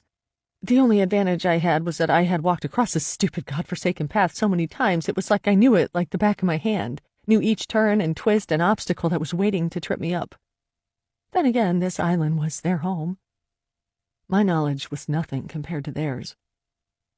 I could only hear the blood from my heart pounding at a techno rate in my head, my breath as it wheezed with each painful inhale, the sound of my boots hitting the ground, kicking up sticks and sending dirt flying. I rounded a slight bend, knowing that the dead glade was coming up ahead and the real mud pits that were waiting to try and swallow me whole again. I was making good time, at least I thought I was, but I hadn't come across Dex yet. He must have run the whole way, too. Smart boy. I entered the glade, seemingly at the speed of light, not looking around, just concentrating on the fast-approaching ground as it rushed at my feet. For some reason, I had More Human Than Human as my mental soundtrack. It worked to keep me moving, to keep me going, to keep me from turning around seeing what was behind me. I was grateful and amazed at the adrenaline I had rushing through my muscles, and that I was able to keep running without collapsing in a heap in the mud. The mud was now upon me on either side, new puddles and depressions that weren't there earlier. I had to leap quickly across them, narrowly going in a few times. I kept my eyes at my feet and up ahead on the trail. There was a huge puddle in the way. I leaped to the left side of it, nearly colliding with an ancient mossy stump. I pushed myself off of it in time to see Reverend John Barrett leap out from behind it, rope stretched across his hands. Before I had time to scream or react, his slimy, foul-smelling hand was at my mouth, and the rope was going around my arms. I kicked out with my legs squirming violently, trying desperately to break free, but it was useless. He held me above the ground, choking away my breath, and turned me around in time to see the pack of lepers slinking towards me with vengeful curiosity, their fingerless hands extended and reaching for me. They didn't stop coming. Chapter 20. My mind reeled awake like the slow wind of undeveloped film. Everything was black, very black, a shade of cold darker than anything behind closed eyes. And then I realized my eyes weren't closed at all. They were open, squinting against a light mist that burned them like salt. Where was I? I couldn't bring my mind around fast enough to remember anything concrete, but there were thoughtless flashes. The reel in my head spun wildly, more shady images skittering past the spokes. There was a forest. I was running. I was hunted down by hounds, or humans on 4 legs. Their grotesque, disfigured shapes flickered in the woods like a pilot light. Then, nothing. My watery grave. The phrase floated around in my head for no reason. I lay still. I was on my back, on top of something awkward and bony. I told my limbs to move, but nothing happened. I concentrated, desperately finding some light my retinas could latch onto to give some meaning to where I was and what was happening. There were sounds, suddenly, like earplugs were plucked out of my head. I heard muffled cries like someone was yelling very far away, and the sloshing sounds of water encompassing the space around me. The distinct feeling that I was floating was apparent, and my inner ear rolled and swayed back and forth inside my heavy head. All my senses were coming to me now. I could smell seawater and a putrid, decaying smell like rotted fruit and mold. I felt dampness at my back, and bit by bit the sensation that my hands were submerged in ice-cold water. I moved my arms, and this time they responded sluggishly. They had been in water, though the rest of me was dry. I moved them out to the sides, and they struck hard barriers with a force I barely felt through my numbed nerves. The sound of the impact echoed around me. It told me I was in some sort of box, or panic began to sweep through me. I moved again, feeling like I was balanced precipitously on top of something very peculiar yet very familiar. Whatever it was smaller than the length of my body, and I noticed my legs dropped off below at an angle. I kicked them up. A spray of icy water fell on top of my shins, and my waterlogged boots met with the bottom of something. I felt all around me, wildly placing my hands and feet on whichever surface they could reach. I was in a box, after all. The space above my head was only about a half a foot before a damp wooden ceiling cut me off from the rest of the world. I tried to catch my breath, but the fright inside my chest was overpowering it. I was trapped in a box. A mime's worst nightmare. Not only that, but the box was filling with water. I could feel the liquid fingers crawling up my legs and arms and saturating my back. I started writhing and fighting. I couldn't keep it together any longer. I was in a box and I was going to drown in here. I started pounding my hands against the top, hoping to break through. They were tired and without much feeling, and soon I felt a gush of warmth flowing from them. My blood. More blood. It seemed to ooze freely from the wounds at my wrist. I didn't care. I had to get out. If I didn't, I was certain I would die.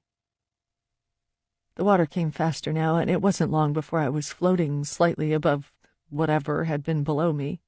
In seconds, it would come over the tops of my pants. My pants, where my front pocket felt tighter than usual. I quickly slipped my hand into my front pocket on a hunch. There was the lighter in my pocket from earlier. I pulled it out and started to flick it. My fingers were cold and clumsy, and I almost dropped it, but after a few awkward attempts, the flame came alive, the spark catching hold. I held it up and away from me. The weak orange light illuminated the space around me. I was right. I was in a box. It wasn't just a box, though. No, it wasn't. I knew with sick, absolute certainty what it was. My watery grave. I swallowed hard, feeling my world jar wildly with the incoming waves. I was in a coffin, set adrift in the sea. Your ship has come in. A man's voice echoed inside my head. Amidst all the commotion in my head, among all the confusion over what had happened, I knew where I was and why I was here. I wished I was alone, but I knew that wasn't true either. I knew that awkward, protruding, lumpy shape beneath me spared me of that luxury. I felt my left hand slip into the water and gingerly feel for the bottom of the casket. Maybe the only way out was through.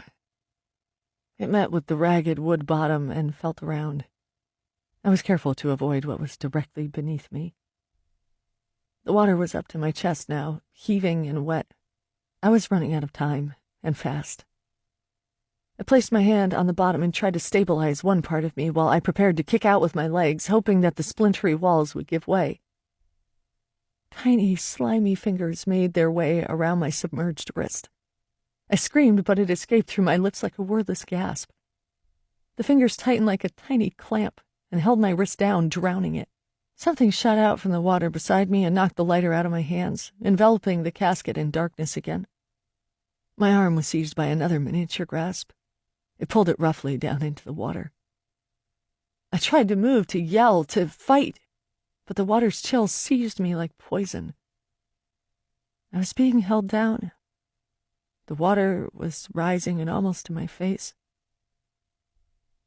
Something moved beneath my head. It came close to my submerged ear. Someone whispered into it. The voice was distorted and muffled underwater, but it was unmistakable. "Mother," it cried out, cold child lips brushing my earlobe. I opened my mouth to scream again, but only found water. I took it in instead of air and let the liquid saturate the life out of me. "Mother," it said again and again until we were floating together and the world closed its eyes. I felt my body losing consciousness. I had been captured just like Mary had on my 23rd birthday and set off to sea with the remains of Madeline. I was going to drown with her. I was going to drown. Drown. Drown. Nothing. A flash of celestial light. A brightness coming from inside my head. Nerves misfiring. Water. Peace. Breathe, baby, breathe. I was cold. The light began to retreat and everything was black again. Multicolored planets twirled in my head. Please, baby, don't leave me. Don't leave me. A rush of air entered my lungs. It met at the bottom, creating a whirlpool in my chest. The water was rising. It rushed out of me in one monstrous convulsion. I turned over and let the water flow out of my lungs and stomach and onto the space beside me. I gasped wildly for air.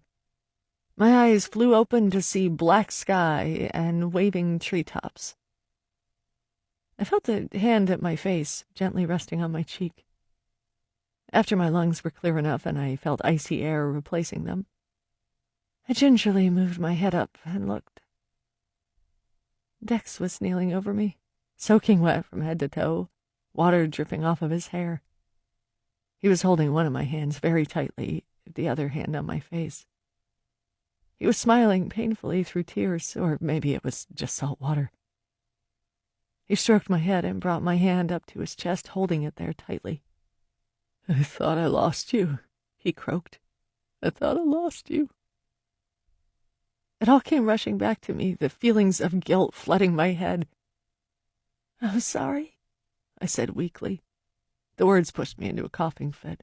No, he said, cradling the back of my head with his hand and propping me up, helping me get it all out. Don't say anything. I'm sorry. I'm so sorry. I should have believed you. I slowly eased myself up to a sitting position. We were on the beach, just a few feet from the waves that overturned the stones with each passing. We were both soaking wet. I knew the intense cold would set in at any minute, but for now I was numb. It was pitch black outside, nighttime already. What happened? I managed to say. I remember John coming at me with the rope, the lepers, and that was it. He shook his head. I was at the beach, waiting for you. I was worried sick. I started heading back into the woods to get you when I heard this ripping sound. I saw a small woman. I thought she was a child at first. She had the hunting knife. She cut open the Zodiac. Mary, I whispered. Yeah, it was her, all right. I knew it. And then suddenly it all made sense. And I knew you were right. I didn't say anything to her. I didn't need to. The damage was done. I ran off into the woods to find you. I guess I tripped up on a log and knocked myself out. When I came to, it was dark. I went to the campsite and saw it. I saw the lepers. They were standing right here, pushing the coffin out to sea. I don't know how, but I knew you were in it. What did you do? Feeling was coming back into my hands and feet like pins and needles. Or maybe that was the fear. I just ignored them. I ran out past them and into the water to get you.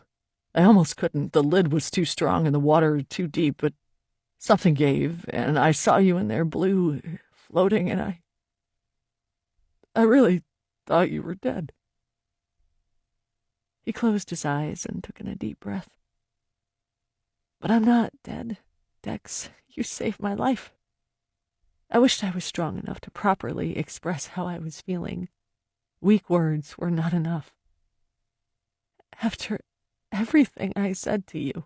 He put his finger to my lips and pressed it gently. His eyes searched mine earnestly. No, you had every right. The thought of losing you... I've been a terrible partner and a terrible friend. Now I wanted him to shut up. You haven't been. I don't blame you for not believing me. Most people don't. But I, of all people in this world, should. He finished. He squeezed my hand again. A snap was heard amongst the trees behind us. Suddenly I was filled with panic. I sat up straighter and looked around me wildly. The lepers, where did they go? I don't know, he said grimly, eyeing the forest. They were gone when I came out of the water. I don't think we have much time left. I sniffed. We were both soaking wet. If they didn't get us, the hypothermia would. I know. Can you walk? He asked, getting to his feet and gently pulling me up. I nodded, feeling numb and useless. The shivers were starting to build up. I could see them running through Dex, too. What do we do? You said she slashed the Zodiac, I mumbled hopelessly. He squeezed my hand again and said in the most confident voice he could muster, "There's still one more way off this place. Come on." He led me away from the beach. It was painful to move, but we kept going. We got to the turnoff to the trail across the island, but he kept leading me towards the bog and other campsites. "Where are we going?" I whispered, all too aware that things could be watching us from among the trees. The shadows all seemed to move. He leaned to my ear and said roughly, "There is no way we are going down that path anymore. The mud has a mind of its own. There's a weak trail up by the other campsites. I don't know how far inland it goes, but at least there won't be anyone there waiting for us." I nodded. An unmarked bush hike through the dark, haunted island was just as disturbing as going through the middle, but he was right. Maybe they wouldn't expect it. We walked as quickly as we could up the path and through the campsites. The ground here was like a small lake of grass and covered the tops of our shoes. For once, being wet didn't matter. We were already soaked to the bone. We were almost out of the grassy lawn, looking for a sign of a small trail out of there, when Dex cried out. I spun around and saw him fall to the ground with a splash. The earth was opening. The rocky grave markers were moving aside, and graying, peeling arms were reaching out from the dark chasms below, holding on to Dex's leg and trying to pull him down. I screamed, but luckily my reaction time wasn't as numb as the rest of me. I grabbed Dex around the chest, not able to avoid his chest wound, and tried to yank him out. He was swearing, screaming, kicking out with his legs, but unable to get free of them. I let go, picked up one of the small boulders, and bashed it against one of the ghostly arms. The sound of bones splintering reverberated through the air. Their grasp loosened for long enough for Dex to get to his feet. He grabbed my arm, and we scampered off into the forest, forgetting about the path. The only instinct was to run for our lives. I could hear the ground still being unearthed behind us, their maddening moans, the sloppy, thumping sound of their bodies flopping out of their graves and coming after us, wanting to exact their revenge, their justice for the horrible lives they were forced to live. We ran in silence and as fast as we could, while trying to avoid the tangles of bushes at our feet, darting in and out between the trees, ducking beneath the branches, our hands the only thing keeping us together in this blind marathon. Foot in front of foot, stride by stride, leap by leap, stumble by stumble, we kept going, ignoring the cramping in our legs, the tightness of the dark, and the feeling that we were being chased by things too terrible to imagine. Somehow, I don't know how, we reached the other side of the island, our feet flying out of the brush and landing on the dirt coastal path. We hurried down to the left and galloped along it. The urgency never left us. Finally, the trees opened up and we could see the beach, the deflated, defiled lump of a zodiac, and the sailboat swinging out at sea. We piled down through the brush until we hit the stones. Dex ran straight for the zodiac, picking up his backpack he had left there and swinging it onto his back. He ran back up to me and began pulling me along with him in the direction of the cliff. "Where are we going?" I yelled, unable to catch my breath for even a second. "The rope," he yelled back. We leaped over a piece of driftwood in unison. We heard the sound of the beach stones scattering from behind us. It was the lepers. They were still on our trail. I knew better than to look. I couldn't afford to lose it now. We got to the start of the cliff and proceeded to climb up it as quickly as possible. My hands burned from the sharp edges and slicing barnacles, but I pushed the pain out of my head and kept going. I eyed the rope at the top when I could, just to make sure it was still there, and understood what Dex's plan was. We were going to slide down the rope and onto the boat. It was ridiculous, but our only choice. We were almost at the top, only a few more scraggly feet of ground and crusty boulders to go, when Dex stopped in his tracks. I pulled up beside him and followed his gaze. Mary was standing at the arbutus tree, her dress billowing out to the side of her like a black cape. She was as grotesque as the last time I saw her. The rat was gone from her face, but her eye was still missing, and all her fingers were still gone, except for the thumbs and ring fingers. In her disfigured hands, she held the hunting knife, waving it in front of the rope, taunting us with it. "Mary," I yelled at her, raising my hands in surrender. "Please don't do this, Mary. You need to let us go. We don't belong here." "I didn't belong here either," she said. Her voice sounded distant, robotic even, and buzzing with a metallic edge. "They want you to stay. Stay here, or in the black and white world. You've seen it before. They'll take you there. She nodded at the distance behind us. Dex and I turned and looked.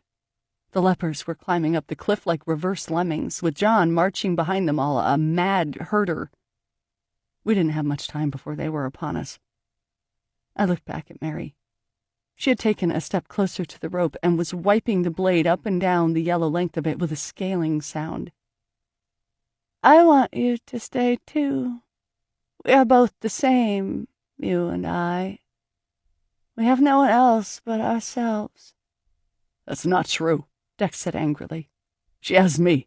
You're the one who has nothing. Not any more, she cried out and raised the knife.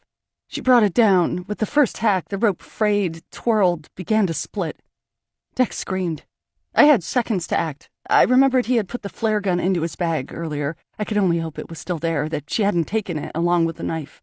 I reached into his open backpack, reached around wildly until my fingers found the shape. I grabbed the flare gun from out of it. Mary raised the knife again. I raised the gun, aimed it at Mary, and pulled the trigger. The gun exploded in my hands, the flare shooting out in a storm of red light, smoke, sparks, and the most heart-stopping bang that shook my ear canals loose. The flare shot straight below the rope, missing it only by a foot, and hit Mary square in the stomach. She erupted in a sizzling firework of guts and fire and fell backward off the cliff, landing on the rocks below. I didn't have much time to think about what I just did. Dex and I exchanged a quick look. He was as surprised as I was. You are a good shot, he said. Then, noticing the ghouls were only a few feet away, he grabbed my arm and we made a mad dash at the cliff for the tree. Once at the crest, I got up and inspected the rope. I touched it gingerly. It didn't look good. It would probably snap under our weight. But it was our only way to live. The lepers were now coming up beside the tree, their scabby arms reaching over the sides of the rocks and swiping at our ankles. Dex quickly whipped off his backpack and flung it over the rope, sliding it down to the very edge of the cliff. He squatted, facing the direction of the boat, holding on to the straps of the backpack and wrapping his hands around them a few times. He looked over his shoulder at me. Hold on to me as tight as you can. Don't look down. Don't let go. I was too afraid to move. This was going to be the world's most terrifying zipline ever. But I felt a random hand tug at the back of my cargo pants, and I knew it was 0 hour. One more hesitation, and I would be dead. I wrapped my arms around one of the backpack straps, linked my hands across Dex's chest, and squeezed him for dear life. A growl and moan from behind me, someone's hot breath filled with death and decay, floated up the back of my neck. I pushed away with my legs, and we were gone. As we dropped away from the cliff, the backpack sliding forward with an abrasive, high-pitched sound, the rope caved down with our weight. We flew through the air at a startling speed. I couldn't watch. I just concentrated on holding on to Dex as hard as I could, even though I knew I was slipping inch by inch. Snap. Before I could process what the noise meant, the tension in the rope gave way and we were suspended in air. Then we were free-falling. I screamed as we both fell, not knowing where we would land. I hit the water like a brick, the cold seizing my lungs and shaking me awake. I rose up and paddled furiously against the water, searching for Dex. "Dex!" I screamed, the frigid salt water splashing against my open mouth. I splashed frantically, trying to stay afloat, to see above the waves. I couldn't see him anywhere. The rope was gone. The lepers watched from the top of the cliff. The boat was free and slowly floating away from me, maybe a couple of yards away. "Dex!" I yelled again, panic rising, my arms treading water as rapidly as they could. There was no light here in the water, only the vague reflection of the moon through the fog vapors. The water was black, the swells obscuring my vision every other second. And Dex was nowhere to be seen. I panicked. What could I do? What if he drowned? What would I do? The thought was too painful to handle. I felt everything start to shut down, including the will to keep living, to make a swim for the boat as the current and riptides let it out to the open oceans. I screamed one last time. It sounded dull, as if no one was around to hear it. Then a splash from behind me. I twirled around to see Dex pop his head out of the water. "Got it," he cried out through chattering teeth and held up the rope in his hands. It was the greatest sight I'd ever seen. He swam over to me and handed me the rope. "Can you do this?" he asked between splashes of the waves. "We need to haul ourselves in. Pretend the boat is one big fish, okay?" I nodded, and together we both started to pull at the rope. There was no way we could pull the entire thing towards us, so we moved our hands along it, one on top of the other, steadily going up the length of the rope like we were rock climbing. It was tiring, and the water was starting to slow my limbs down to an unfeeling slog, but eventually we were getting closer to the boat. I just couldn't go any further. My hands had lost all nerves, and my heavy boots were weighing me down, too heavy to lift up and kick. Dex scooped his arm around me. "Hold on to me, baby. We'll make it." His face was alabaster, his lips a sick shade of blue. This reminded me of the end of Titanic. That was a fate I didn't want for myself. With what little energy I had left, I wrapped my arms around his shoulders, and he continued to pull us both. Where he got the strength to pull us both in, I didn't know. I must have fallen asleep on his back. The next thing I knew, Dex was yelling at me, telling me to put my feet up on the ladder. I looked up. I thought my head might roll off, it was that heavy.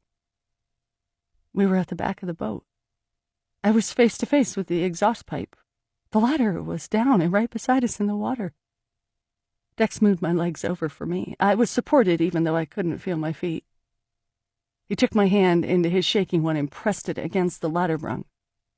"Hold on tight. Hold on as tight as you can, okay? Don't let go," he pleaded loudly. I nodded feebly. He climbed up the ladder, leaving me clinging on to the rung. I was so close to being saved, and yet closer to letting go. Dex knew that. Once he was on board, he leaned over and grabbed me by the elbow and began to pull me up like a 130-pound marlin. I felt bad that I couldn't do anything to help him. But somehow he managed. I was pulled up on deck. I lay on my back, unable to move. "Stay with me," he said through the clank of his shivering teeth. "We're almost out of the woods." I closed my eyes. I could hear him fiddling around, then the roar of the engine, the boat shuddering under its surge.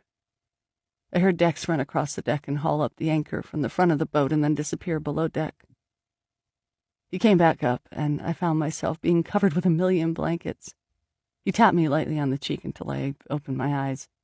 "Hey, you need to stay awake. I can't put you downstairs yet. It's warmer there, but you might fall asleep and not wake up. Okay? Stay with me."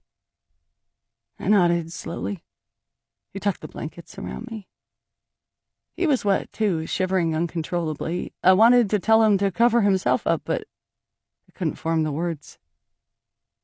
He got behind the wheel, put the boat in the highest gear, and motored it away. The more we picked up speed, the colder I got. The wind was brutal. Occasionally, Dex would check on me, shake my leg to make sure I was still conscious. Finally, I felt him slow the boat down, heard him flick a switch and come out from behind the wheel. He picked me up, the blankets falling away, and took me downstairs. The heat was going full blast, and the lights were all on. In a dreamlike state, I noticed my iPhone lying on the table as he took me into the front bedroom. He had shut the door, so the room was the warmest. He lay me down on the bed, brought out another pile of linen and sleeping bags from the closet, as well as a bunch of towels. "I don't care if you think this is inappropriate," I heard him say through shivers. I turned my head and saw him stripping down to his boxer briefs. His body was shiny and translucent from the cold, every inch covered in automatic convulsions. He came on top of the bed and started to pull my jacket and top off. "What?" I mustered. "Trust me," he said. He took off my boots and pants as quickly as he could until I was also just in my underwear. Then he lay down beside me and pulled all the blankets and towels over us. He pulled me right up to him and wrapped his arms and legs around me and held me tight. I was too sluggish to protest, and I knew I wouldn't have anyway. He held me until I started to feel again. At first it was the shivering, then the terrible, never-ending cold. Then we both began to calm down. The heat between us was warming us over, trapped beneath the blankets in the warm room. I was able to think more clearly. I was able to feel my body parts again. I was very aware of his bare skin on mine. I looked up at his face. He looked relaxed, relieved. but didn't loosen his grip around me. Our mouths were close. His breath smelled like salt water. "Who is driving the boat?" I whispered carefully. "Autopilot," he said, looking into my eyes. "I'll go up and check on it in 5 minutes." I closed my eyes and brought my face into his neck, burrowing into it. He cupped his hand behind my head and held it there. "We made it," he murmured. I started to cry. It was all too much for me to take. It always would be. I didn't know how much I could keep going. "I'm scared, Dex," I mumbled between sobs. "I know." I can't live like this. Why do I have to see these things? Why did they come after me? What is it about me?" "We are putting ourselves at risk by doing this." "No, it's always been like this. I know it has been. I feel like I can't tell what's a dream and what's real. I'm going crazy. I have to be. What if all the world is inside my head?" "It's not, Perry, it's not." He held me tighter. "What if I really am alone?" "Baby, you aren't alone. I'm here." I'm so scared. I don't want to see these things anymore. It makes me want to tear my brain out. I don't know what's real. How can I tell what's real anymore? What's real? Dex, tell me what's real." He put his hand on my face and looked at me with the most magnetic, impassioned spark in his dark eyes. "I'm real. This is real." I closed my eyes in gratitude, my heart filling up, the warmth radiating out from there and soaking up my nerves. He kissed my forehead and pulled me back into him. Chapter 21. "Is your phone charged yet?" Dex asked me. We were sitting in a late-night diner in the outskirts of Victoria. It was 2 a.m., and the place was empty except for an old man who nursed a cup of coffee at the counter. We must have looked like quite the sight. We were both dressed in Zach's leftover sailing gear. The blue and red vinyl Helly Hansen suits were the only thing left on the boat that were dry. It looked like we had come in from an epic wild sailing race, and in some ways it was kind of true. Luckily, the jackets were so long on me that they covered up the crappy bandaging job we did on my wrists from Dex's car's first aid kit. After our body temperatures returned to normal, Dex went back up top and steered the boat back into the marina. It didn't take long at all. It was amazing how close the island really was to civilization. Yet when we were there, it was like another world altogether. A world made up of humanity's darkest misdoings and the most shameful nightmares of our souls. As soon as we docked, I ran to the shore and literally kissed the ground. I was so overcome with so many different emotions, but the strongest one was just transcendent relief. We really had made it. We were back in amongst the living, and we were alive ourselves. We packed up our stuff as quickly as we could and brought it up to Dex's black Highlander, another sight I almost cried at. I hugged the car, so grateful to see something from our other lives, something solid, real, and familiar. We had driven through the streets, looking for some place to gather our strength before the morning came, and we would have to explain to Zach what happened. The boat was fine, despite everything, but Dex would probably have to replace the Zodiac, which wasn't going to be inexpensive. The money didn't seem like a big deal after everything we had gone through, but it was nothing to sneeze at either. The other issue was that not only had Dex's iPhone drowned when he went to rescue me from the coffin, but we lost the backpack with the Super 8 camera to the depths of the sea. The only concrete footage we had, the only footage that was really spectacular and proved we weren't full of shit, was now resting at the bottom of the ocean, alongside the library books about the island. They were probably the only books in publication, too. Maybe that's where they all belonged, their watery grave. Dex wasn't sure what to say to Jimmy about the loss.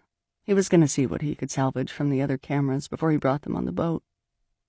There was the scene with the deer in the night, and a few other instances that might be compelling enough to make an episode out of them. We would have to wait and see.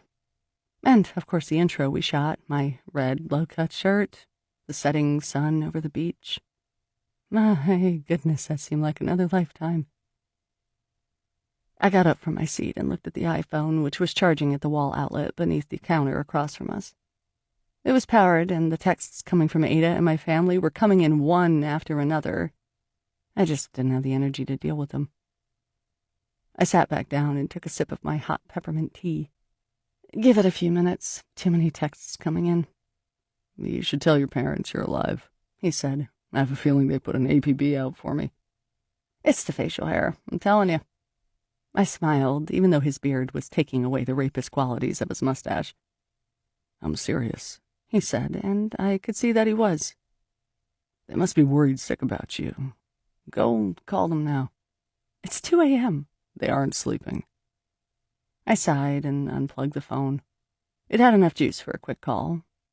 I went into the women's washroom for privacy and dialed. My dad answered right away. There was a lot of yelling and crying and screaming and sobbing and lecturing. Not only from my dad, but also from my mother and from Ada as well, who was also up and worried sick. I couldn't tell them the truth. Well, I could tell them the truth, but I knew it was pointless. So I told them an abbreviated version of the truth. Zodiac deflated mysteriously. Phones had died, storm came in, yada yada. I knew that once I arrived at the house tomorrow, I would get the same lecture, yelling, crying, all over again, and I'd once more have to explain my whole story. But I would be home, and that was the most important thing of all. By the way, happy birthday, my dad said before he hung up. We love you. Thanks, Dad, I said, feeling teary. I love you guys, too. I staggered out of the bathroom, a weight lifted from my shoulders, and handed the phone to Dex, pressing it into his hand. Now it's your turn. You have a family now. Call your baby mama and let her know you're dandy, capiche? He sucked on his lip, probably thinking of excuses why he shouldn't. But he nodded and got up. The responsibility must have started to sink in. He left the diner at the front door and stood outside, lighting up a cigarette and putting the phone to his ear. I couldn't read his face from the fluorescent glare inside. He was on the phone for only a few minutes. He puffed on the cigarette, the smoke rising around him and floating away into the night. He stared across the parking lot, transfixed by nothing in particular, thinking about who knows what. Then he stubbed out the cigarette and came back inside. He hooked the iPhone back up to the charger and sat back down at his seat. I think I'm going to quit smoking, he said brightly. I cocked my head at him. Okay, well, good. What brought that on? He shrugged. I don't know. I had started thinking about how I would have to change if I was going to be a dad. Smoking just didn't seem appropriate. Fair enough, I said, my heart still lurching about at the mention of his impending fatherhood. I tried to hide the feeling, but it was there whether I liked it or not. How is Jennifer? I asked, trying to sound breezy. She's great, actually, he said, taking a slurp of his coffee and grimacing. He waved over the waitress, pointing at his cup for another refill. She's not pregnant. It was the only word I could form in response to that bombshell. Yeah, she's not pregnant, he said quickly, and with a smile as the waitress refilled his cup. She caught the tail end of that and was giving him an unimpressed look. He noticed, grinned at her, and winked. She shook her head and went back behind the counter to read her Hello, Canada magazine. Dex looked at me. I'm telling you, waitresses find me adorable. I raised my eyebrow. Let's go back to what you just said. Jennifer is not pregnant. Are you sure? Well, I'm taking her word for it, but she went to the doctor over the weekend to get a blood test. It came back today as negative. She took 2 more pregnancy tests. They were all the same. I guess she got a false positive the other day. It was sick to admit it, but there was a wonderfully giddy feeling rising up inside of me. It made me feel ashamed. I watched him carefully. He seemed fine, but maybe I just wanted him to be fine. I certainly did not expect him to feel like I did. Are you okay with it? I asked. Yeah, I'm fine with it. And Jen is okay. He frowned. I think so. Yeah, I think so. We're good. So, what does it mean now? I thought, but I didn't dare ask it. So, he mused. He took a sip of his coffee. I took a sip of my tea. There was nothing left to say about it. I sat back in my chair. We both watched each other for a few beats. The quiet sounds of the diner filled my ears. This weekend, we had taken our relationship further than I ever thought it would go. The strip club, finding out Jen was pregnant, a night of ecstasy, for me, anyway. The mental institute, Jen not being pregnant in the end. And yet I was just scratching the surface. We had come so far, and for me, it just wasn't enough. I pulled back my jacket sleeve, inspecting the bandages. They looked fine, though I knew we'd both have to go to the doctor as soon as we got back into the country. I eyed the anchor silly band on my wrist, happy that the roses hadn't cut it off, and smiled. I looked up at him, hoping he hadn't caught me staring at the band with a sappy and mushy expression on my face. He was resting his chin on his hand and staring out the window. He quickly glanced at me out of the corner of his eye and smiled warmly in return. He saw, and it was okay. We were sitting inside the ferry as it motored its way back to Vancouver, the mainland, and the way home. Dex was chewing Nicorette, more properly than normal, still deciding to honor his decision to quit smoking. We both stared out the salt-stained window at the sea. The morning was clear. The sun's streams of light were twinkling brightly on the calm water. Not a hint of red in the sky. This concludes Dead Sky Morning by Karina Halle, narrated by Joe Raylan. Copyright 2011 by Karina Halle. This unabridged audiobook is published by arrangement with Karina Halle, care of the Waxman Level Literary Agency, and was produced in the year 2017 by Tantor Media, Incorporated, a division of Recorded Books, which holds the copyright thereto. Please visit tantor.com for more information on our growing library of unabridged audiobooks and to take advantage of special offers. Audible hopes you have enjoyed this program.